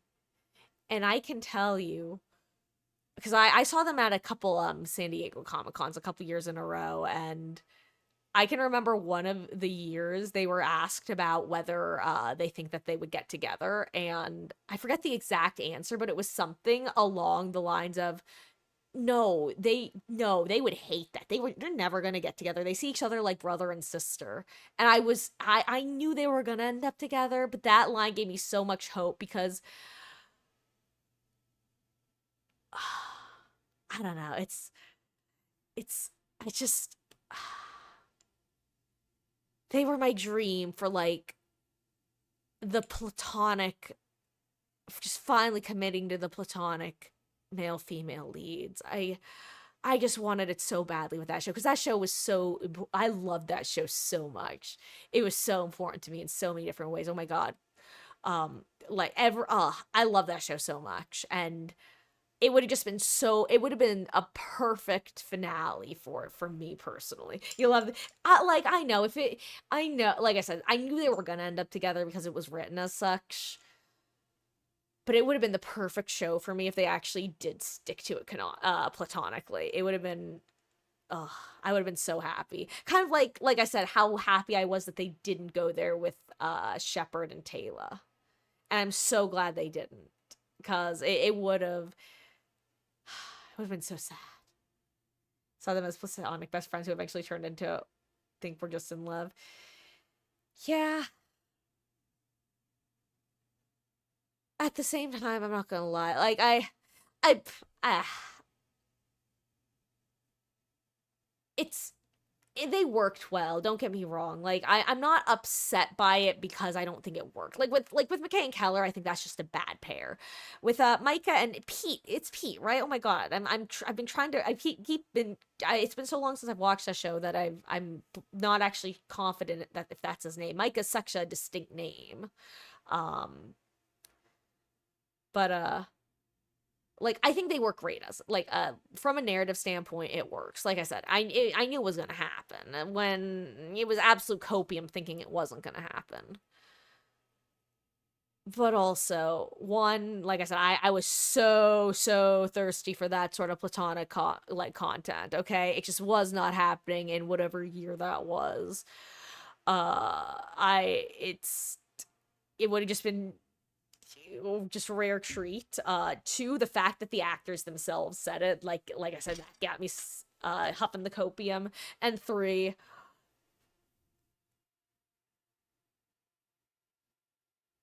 I'm trying to decide whether to lore drop. HG motherfucking Wells. I love that sort of like that perfect like kind of trickster type like enemies to lovers arc, like chef's kiss. It was there. It was there, and it could have been so good. It could have been so good if they weren't cowards. Would have been so good. Anyway, at the same time, uh at the same time, I'm not gonna lie, Claudia and Jinx unironically would have made such a good pairing. I love Jinx. He's amazing. He's wonderful. I love him. And also, as I call them cowards, having like just a gay character at that point was pretty iconic. But those actors had amazing chemistry. Claudia and Jinx's actors. They were so good, and they would have been a great couple. I will say, I lived for their dynamic, but they would have been they had great chemistry, those two. I know, hot takes with Marcus. So I remember other shows you like you do Stargate, but just so obsessed with Stargate that you memorize nearly everything. Yeah, it's pretty rare that I get a show that I'll say, if have you watched Leverage, because Leverage is a really the only show other than Stargate that I will say it's you will be able to it's a perfect watch all the way through. Much like Stargate, I'm sure it has its moments upon rewatch where I'd be like, oh, I would change like this, that, or the other. Leverage is a fabulous show all the way through if you haven't watched it. It's the only, like I said, the only one I'll say 5 seasons, perfect all the way. No criticisms. I didn't obsess about it quite as much as Stargate because, well, one, honestly, just like I said, the fact that Stargate has such a large fandom makes it so easy to stay in it for extended periods of time, multiple times throughout my life, because just a lot of people I mean, it's a big fandom. It had some really big name fans in it. Sorry, I'm trying to bring myself in focus. Um, and there are a lot of characters who are very interesting to analyze on both surface levels and more complex levels, and it's so interesting. Leverage had a pretty smaller like significantly smaller fandom compared to it. That makes it harder to sink my teeth into because I try to spare myself from heartbreak, I think is the best way of putting it. House of Ashes is probably the thing that broke my heart the most in terms of thing I obsessed about and could have really sunk my teeth into a lot, but did not have nearly a big enough fandom for me to be able to obsess in the long term. Like, it burnt fast. It was like a blue star. It burnt fast but bright. I consumed everything and obsessed about it relentlessly for a good few months. And in a year to half a year to a year, I'll probably think about it again, look for a couple playthroughs, see if anyone new has played it, go see if there's any new interesting things on my websites, obsess for a little while longer, and then let it lay dormant for a little while longer, and then cycle back through it once I need something. Didn't watch Leverage much, but a show like that for you is chucking Justified. God, Justified is one that I it's so funny because just the Venn diagram overlaps. I can see there were people similarly who like I would follow and stuff who either wrote for or talked about that show. But that one I knew significantly less about, but I remember at one point I like browsed it to see, is this one that I'm gonna start watching, and I never did. God, Leverage is fun though. Similarly, strong pilot. Great cast. Oh, that's another thing. Leverage has a great cast, and they have great chemistry. And I mean, with all these shows, that's often what makes or breaks it. Yeah, White Collar, of course, is amazing. I think we mentioned that one. But yeah, Stargate, for me, it's usually games that I get into, because then again, there probably have been other shows, I'm sure. as a kid, I got into Code Lyoko as much as I could. Like back before I had the same sort of internet access and awareness. It's so funny, like, seeing the same patterns repeat themselves throughout my life of getting, like, how I react to things and get into them, and just seeing, oh, wow, I totally would have done, like, this obsessing in this particular way at the time if it was available. And just seeing how it emerged, like, I've always been this way. I mentioned, I think you were here when I was talking about the one Star Trek episode last night. It was my absolute favorite. It was called Bread and Circuses, and it was, or maybe it was even tonight I was talking about it. Basically, they come upon a planet that's very, very, very similar to like Roman Empire with like with the Colosseums and everything. Um, I loved that episode of Star Trek. I watched it so many times. I was able to quote basically the entire episode, and I would act it out in front of my friends to prove a point. Um, like literally, actually, at the time I was acting, and for acting workshops, a lot of times you would wind up, there was a lot of sitting around and waiting, depending on when your turn was to go in front of the casting director to basically, anyway, point is, I would be around people and we'd have nothing to do for like sometimes multiple hours on end. And so I would like just literally act out the entire episode to be like, no, literally, I can quote the whole episode. And then when I was in English and history class, because they were one after the other in middle school, I would zone out and watch the episode in my head just by quoting the whole thing. Best episode. Some people disagree. In fact, I can think of one particular episode that many, many people would agree is better, but I love Bread and Circuses. I'm a simple woman. Also, one of my favorite interactions between Bones and McCoy. Sorry, I know that you, or I said Bones and McCoy, Bones and Spock. Anyway, I know that you said you're not Star Trek, but that was an absolute side thing. Your memory would never allow you to do that. I've always been good at like memorizing certain things, like very specific things, and usually only things that my brain wants to remember. But like I said, I just watched the episode, and well, as I kind of said, I did like some acting at the time, and I had always done theater. So, like when we did The Sound of Music, I was playing Gretel, and this was when I was in first grade. It was kindergarten or first grade. I don't remember which, but so I was 5 or 6, and I memorized the entire script. I just could say everybody's lines. That's just something I've always been able to do. And I think it's just because it's a conversation I'm remembering. And that's easier to do. But obviously it requires a certain degree of like repetition, a lot of repetition. I just watched that episode a lot. And also there's an absolutely iconic speech. And I think they were only like half-hour episodes, so it was probably 22 minutes. Maybe they were 40-minute episodes, though I don't remember, honestly. And at this point, I'm too afraid to check. Oh. But yeah. God, Danganronpa. That one's a fun one to dip. I don't think I've Stargate is definitely a special one. And usually the special ones are reserved for what I deem the important characters TM. You know, like McKay and Shepard. And honestly, many of the characters on that show to a certain extent. Uh. And also just the fact that the show is so good.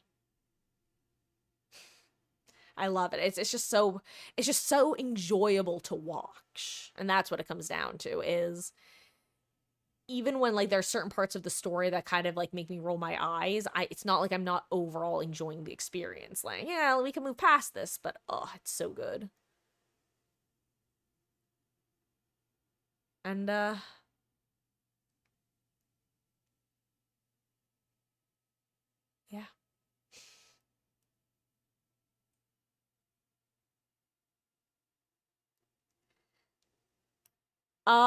Yes.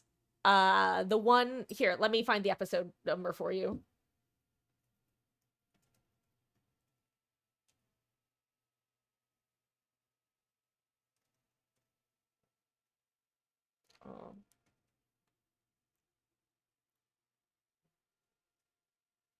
Um, The Long Goodbye. Season 2, Episode 16. That is the one where a wonderful, loving couple want to say goodbye to each other while inhabiting Weir and Shepherd. How sweet.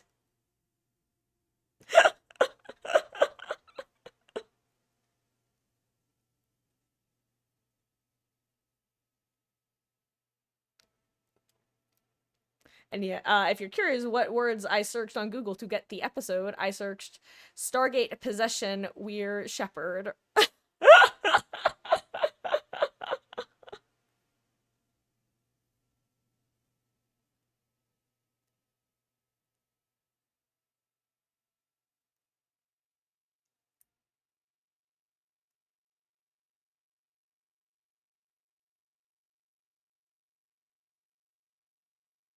Oh gosh, I'm just thinking about what sort of world I would have lived in if I had gotten into NCIS a little bit later. Because NCIS I got into before I was super like I really got into fandom stuff. It was pre Alice, but boy howdy was I obsessed with it. I I started decorating like so many of my school notebooks with like NCIS, just like not drawings, but like literally the letters NCIS. Don't know why, but for me, I guess you know what? I do know why. The same reason I talk about stuff. Literally, I was hoping someone would look at it and be like, "Oh, the show you watched that," so I could talk at them about it and talk with them about it. No, I said it right the first time. The colonel of one of the ships is big in that episode.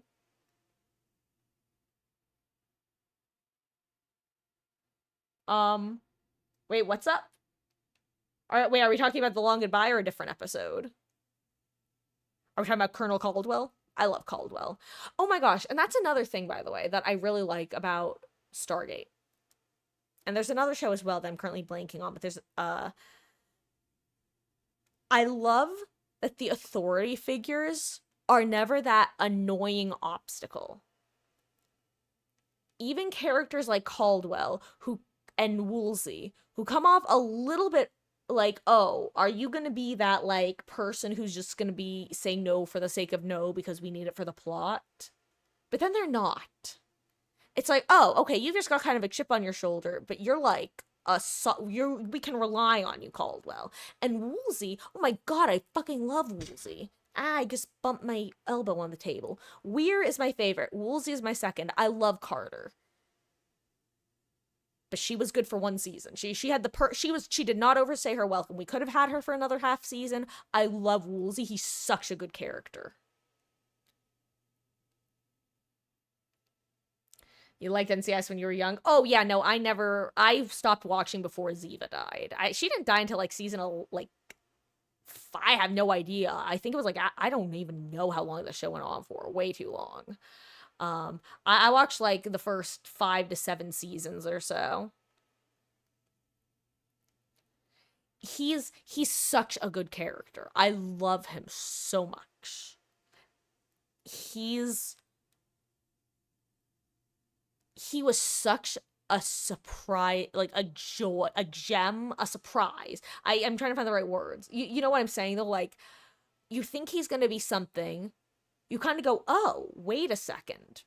Which to me, it's so perfect because that is Stargate Atlantis, period. That is literally the entire cast is in universes. Oh, you're gonna be this way. And then they're not. But you, the audience, know that. You meet Shepard, and you know that there's more than the laissez-faire flyboy. You meet McKay, and you know that there's more behind the gruff exterior. You meet Taylor, and you know that she's got a lot going on. You meet Ford, and you wind up seeing a lot more with him. You meet Ronan, and there's so much more behind him. I mean, he was a scholar, he was a military commander, he was so much. You meet Weir and you think she's got it all together, but she's such a flawed character too. You meet Woolsey and you, the audience, make a big assumption. But what has the Pegasus Galaxy taught you about assuming what people are like? Every single character is so much more than meets the eye. And that's what's so enjoyable about that's one of the reasons I love these characters and why I immediately vibed with Atlantis. Like, you have this group of people, and at the end of the day, the vast majority of people, even if it's their dream to explore a new galaxy, are not going to pack up their lives and be willing to leave everything behind. And at the very beginning of the series, every single one of those cast members, or characters rather, is taking a one-way trip. And there has to be a reason that they're willing to do that one way or another. Whether it be because they want to do good, or because feel they have nothing, or because they are running from something or running to something. Every single one of them has to have a motivation to go through that one-way trip. And it's when you start a series with that sort of forced characterization, it allows for so many interesting, like, assumptions that you can make about a character. Like, okay, well, they do this, but also, if we are treating them like a person and not a character, that's just a character. At the end of the day, obviously, there's the TV show that you can enjoy on the surface level, but we're here talking about this because there's so much more that you could read into it. And what's nice is, even if the writers didn't, maybe they did intend all of this to be read into, maybe they didn't. Either way, it's cohesive enough that you're able to read into it and have it make sense. Oh wait, there's a new series? Damn, that's crazy. One of your favorite scenes for Woolsey is when he's meeting Todd and he has a speech for, oh yeah! God, Woolsey. He's just such an interesting character. The moment that you realize that he is aware that he is the outsider, and he's not going to put up a fight about that. He instead wants... He's not there to cause a ruckus, to make ripples, to make everyone bend and fall into a straight line because he says so. Once he realizes how Atlantis works, and not just how it works, but the fact that it does work, he's pragmatic. He goes, okay, I could screw all this up and try to redesign it and maybe get it right. Or I work within what they've already got. We are in another galaxy. We don't have to, clearly, if anything, I'm going to get friction trying to change things. So if I go along with things, they're not going to rat me out. It's such a, he's such a good character. And he truly belongs on Atlantis, which is not the same that I can't say that for Carter. She's a great character, and I love her, and I love what I saw of her in SG-1. But she belongs on Earth. Which, honestly, I'm not gonna lie, Keller belongs on Earth. Honestly, I feel like at the end of the day, there are a couple, there aren't many characters, but there are a couple characters who belong on Earth. I think Keller does, and it makes sense. She wasn't in the original wave, and so she never went into it with a one-way trip in mind.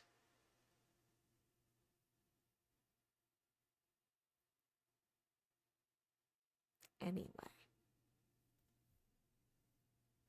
that might be a hot take. I don't know, but I feel like if if Keller had to choose one, Pegasus or Earth, Atlantis or Earth, she would choose Earth. Whereas I think the vast majority of the cast would choose Atlantis, no questions asked. You watch YouTube compilations of Stargate all the time, and one of your favorites is Woolsey being Woolsey for 14 minutes. Oh, God. It's just, he's great. He's great, and he fits the dynamic so well. And like I said, and a lot of it has to do with just the writers not working with for the most part, they work with characterization rather than against, which is why I harp on the Keller McKay thing so much, because most of the show, no, like I said, no qualms. Everything makes sense as far as I'm concerned. That's like one of the very few actual important things that makes me go, don't you guys know your own characters? Which, like, again, maybe that's kind of crazy for me to say, but I don't know. It's just that's why I harp on it so much. Because everything else, I'm such a there's very, very, very, very, very, very little that makes me go, this doesn't make sense. That's the only thing that makes me go, this doesn't make sense.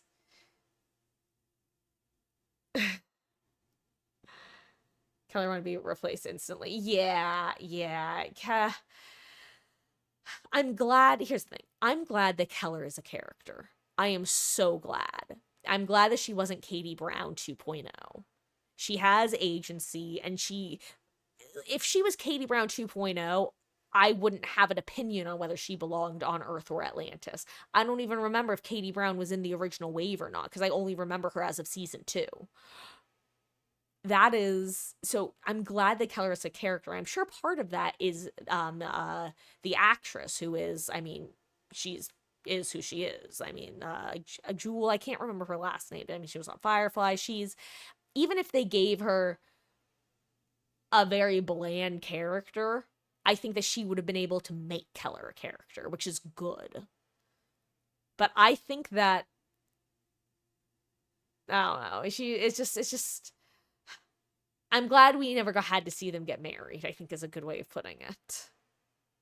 That would have, for all I wish that we had gotten more of the show, it ended at a good time. And I stand by that. I think they were starting to get to that point of playing around in their own universe because they'd been playing in it for so long that they were just writing what they wanted to write instead of getting to the point of writing good stories. Yeah, that's right. Is it state? I don't know if it's pronounced state or state or. But I also don't blame them, because I mean some of them have been working on it for like what, 17 years at this point, I guess. Because Atlantis started 7 years into like 13 years, okay. But yeah, I am, as much as I would have liked for more show, I think it ended well. I would have liked for them to get that final movie, I think is a better way of putting it. I'm sad we never got the movie. That would have been great. They basically released the plot of what the movie would have been, even though they also released the plot of what the show would have been, the season. The movies, a lot. Todd is featured in the movie, by the way. That's the worst part, because obviously he's in the movie because he was on Atlantis when it got to Earth. So yeah, he's in the movie. Or he would have been in the movie, rather. And we get some sick descriptions of interactions between him and brother. Yes, I did know that she was what's her face? I don't remember her name. Yes, the thing that turned John into, how are you doing? Because I'm turning into a bug. Insert GLaDOS voice. How are you doing today? Because I am a potato.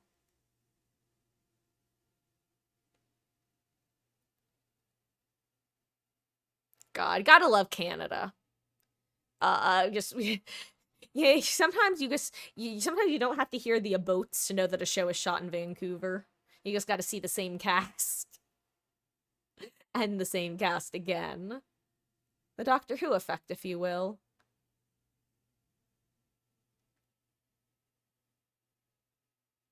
Yeah, Shepherd is also, yeah.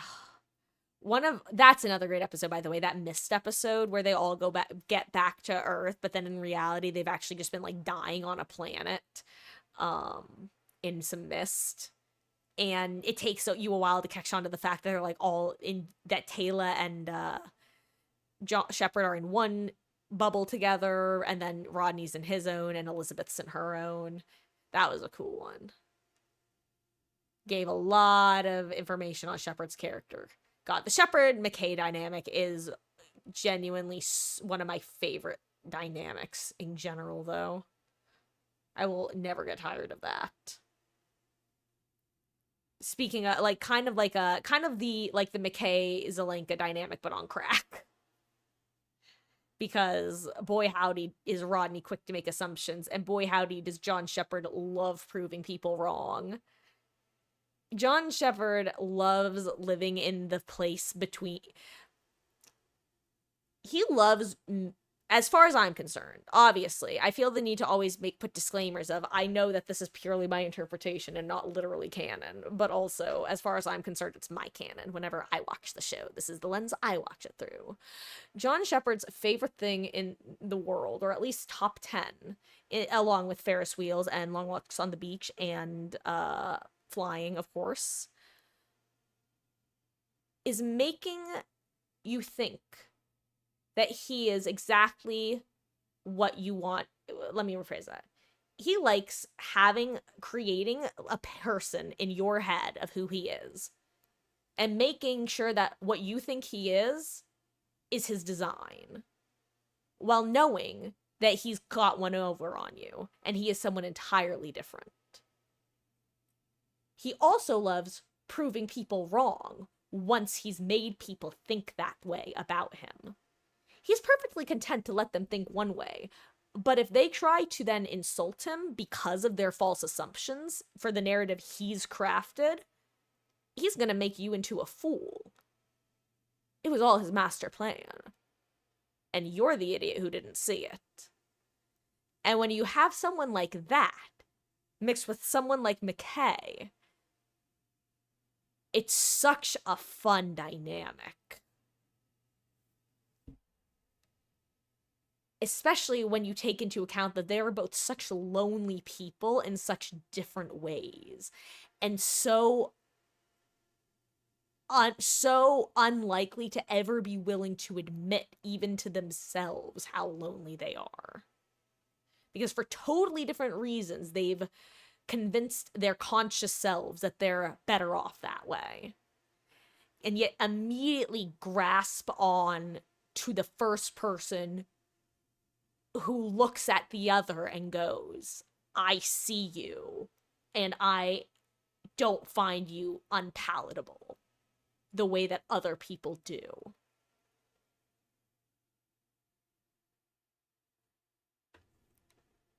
Yeah, no, yeah, I love, yes.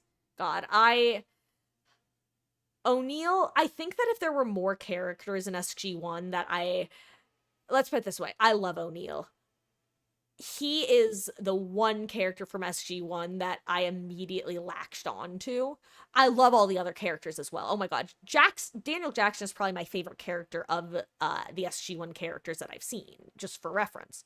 O'Neill is the one who I immediately went, oh, that's a human disaster I could sink my teeth into and think about and analyze, and yes, that one.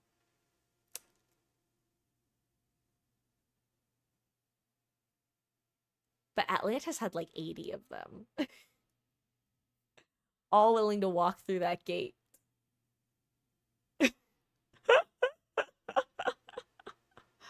And also had that particular dynamic. And again, I mean, especially just like for, hello, my Meggie. I'm very picky about my dynamics that I absolutely adore, and sometimes, very often, canon just comes along and makes me go, okay, well, there goes the fantasy, I guess. There goes the, willing suspension of disbelief to an extent of, I know what the story is setting up, but I can choose to ignore it for now and read into dynamics how I want to read into them. Atlantis allows me to do that by not pairing up any of the lads with Taylor and giving her her own story. I know that's not the case with SG1. And that's, like I said, that's kind of the same thing that ends up happening with Warehouse 13, where it's like, it's there, and yeah, there's the satisfying conclusion that we knew was gonna end with. Fair enough. But now I can no longer pretend that it's not there for the rest of the show. I can't pretend that that wasn't what they were setting up from the very first episode, that they weren't just written as insert male character, insert female character, they will end up together.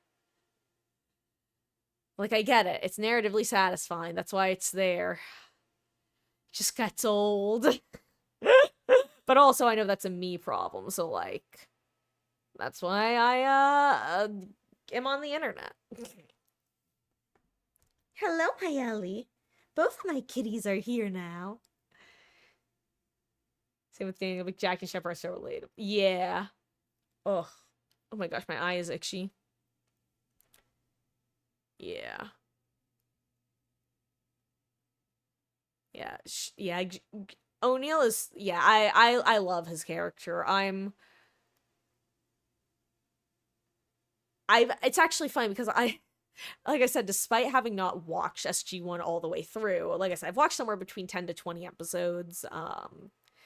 I've I do know a lot about, if not like details on plot aspects, I know a lot of popular characterizations of like the cast, the different ways that they're often portrayed and the different reasonings behind their portrayals that I vibe with. And I'm very much looking forward to watching through the show for the first time and being able to get my own opinions and see, yes, this popular characterization of Vala makes perfect sense. I agree with it, versus, oh, people really write them this way? Seriously? I don't see that at all. Because that's always a fun thing, too, when you think you're going to feel one way about a character, then you watch and it's like, oh, guys, what were you thinking? No, everyone else is wrong and I'm right.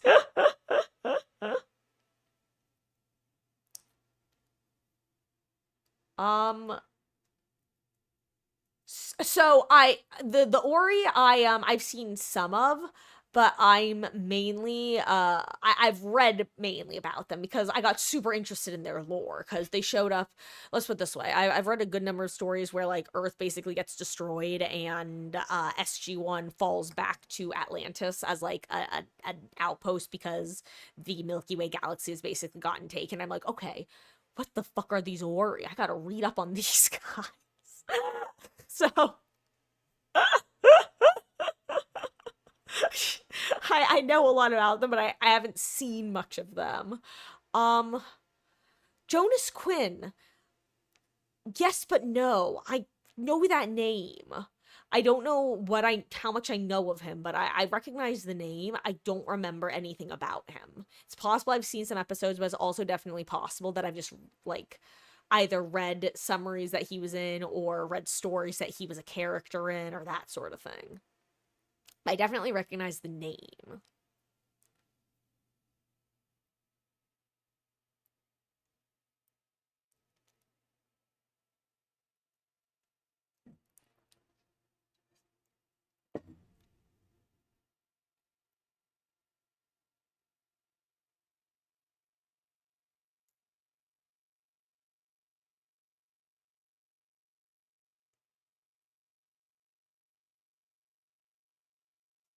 Oh, okay, yes, okay, yes. Okay.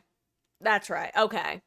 That okay, so then I read about him sort of thing because he showed up in a couple stories and then I was like, who is this guy? Yep, that's exact. Okay, I don't remember like anything about him, but that is what I remember him from, is basically that right there, what you described. That's more or less what I learned about him and probably read something else, but it's okay. Like, are we talking like the first or the 82nd time he died?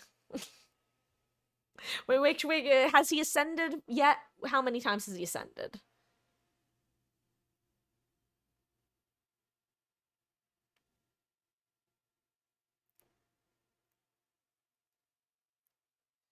God, speaking of things, ascension is such an interesting like concept in the universe and the way that they deal with it. And John Shepard and his inevitable what's the word I'm looking for? Magnetism towards ancient women, which is a very funny sentence out of context. Speaking of out of, I'm out of focus. My gosh, I guess everything that Nancy represents, everything Dave Shepard represents.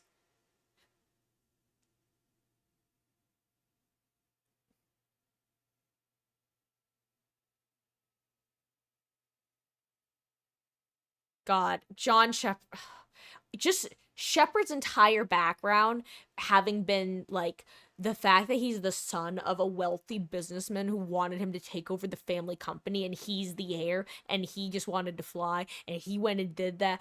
He is they really cooked with that character.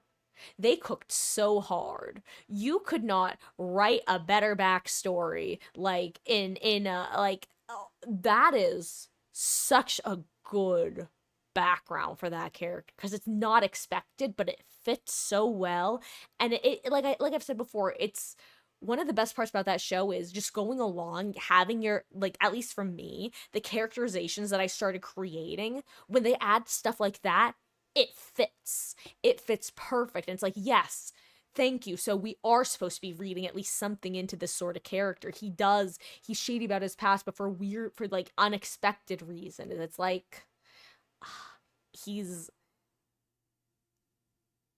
there's so many thoughts and feelings about John Shepard.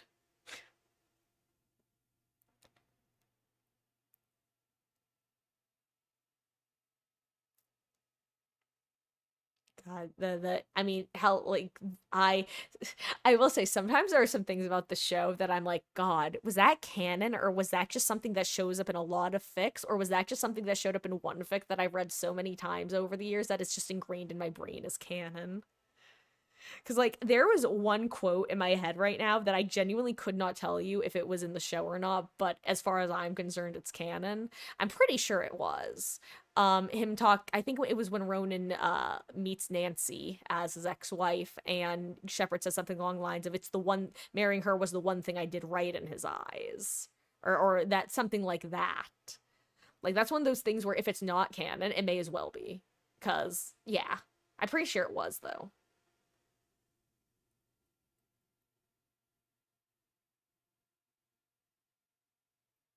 I said canon a lot.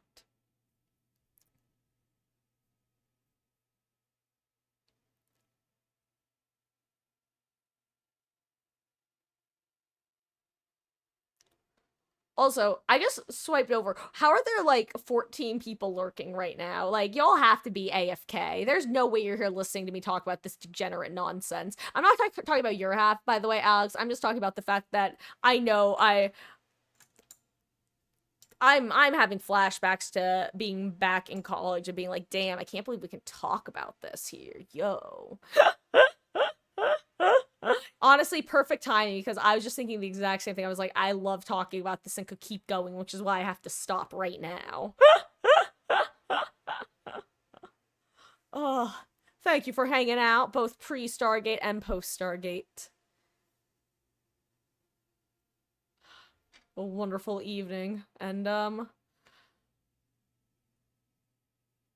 what a good show. We can talk about the linguistics access to blah, blah, blah, blah, whatever I'm trying to say. You were wondering if yeah, no, I feel like it has to be people who were lurking before and left it up because that's very funny. Good night, gamer. See you around. I'm just gonna end stream now because bye.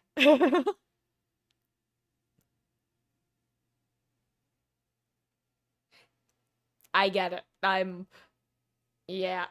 Like I think I said before, like one of the big reasons I have so much to say is because I could just type it out there and put it into the ether, but like typing it out is so much, and is it really worth it? What if no one responds? Here I have a captive audience. Once I know I have the captive audience, then I'll really go into it. Good night.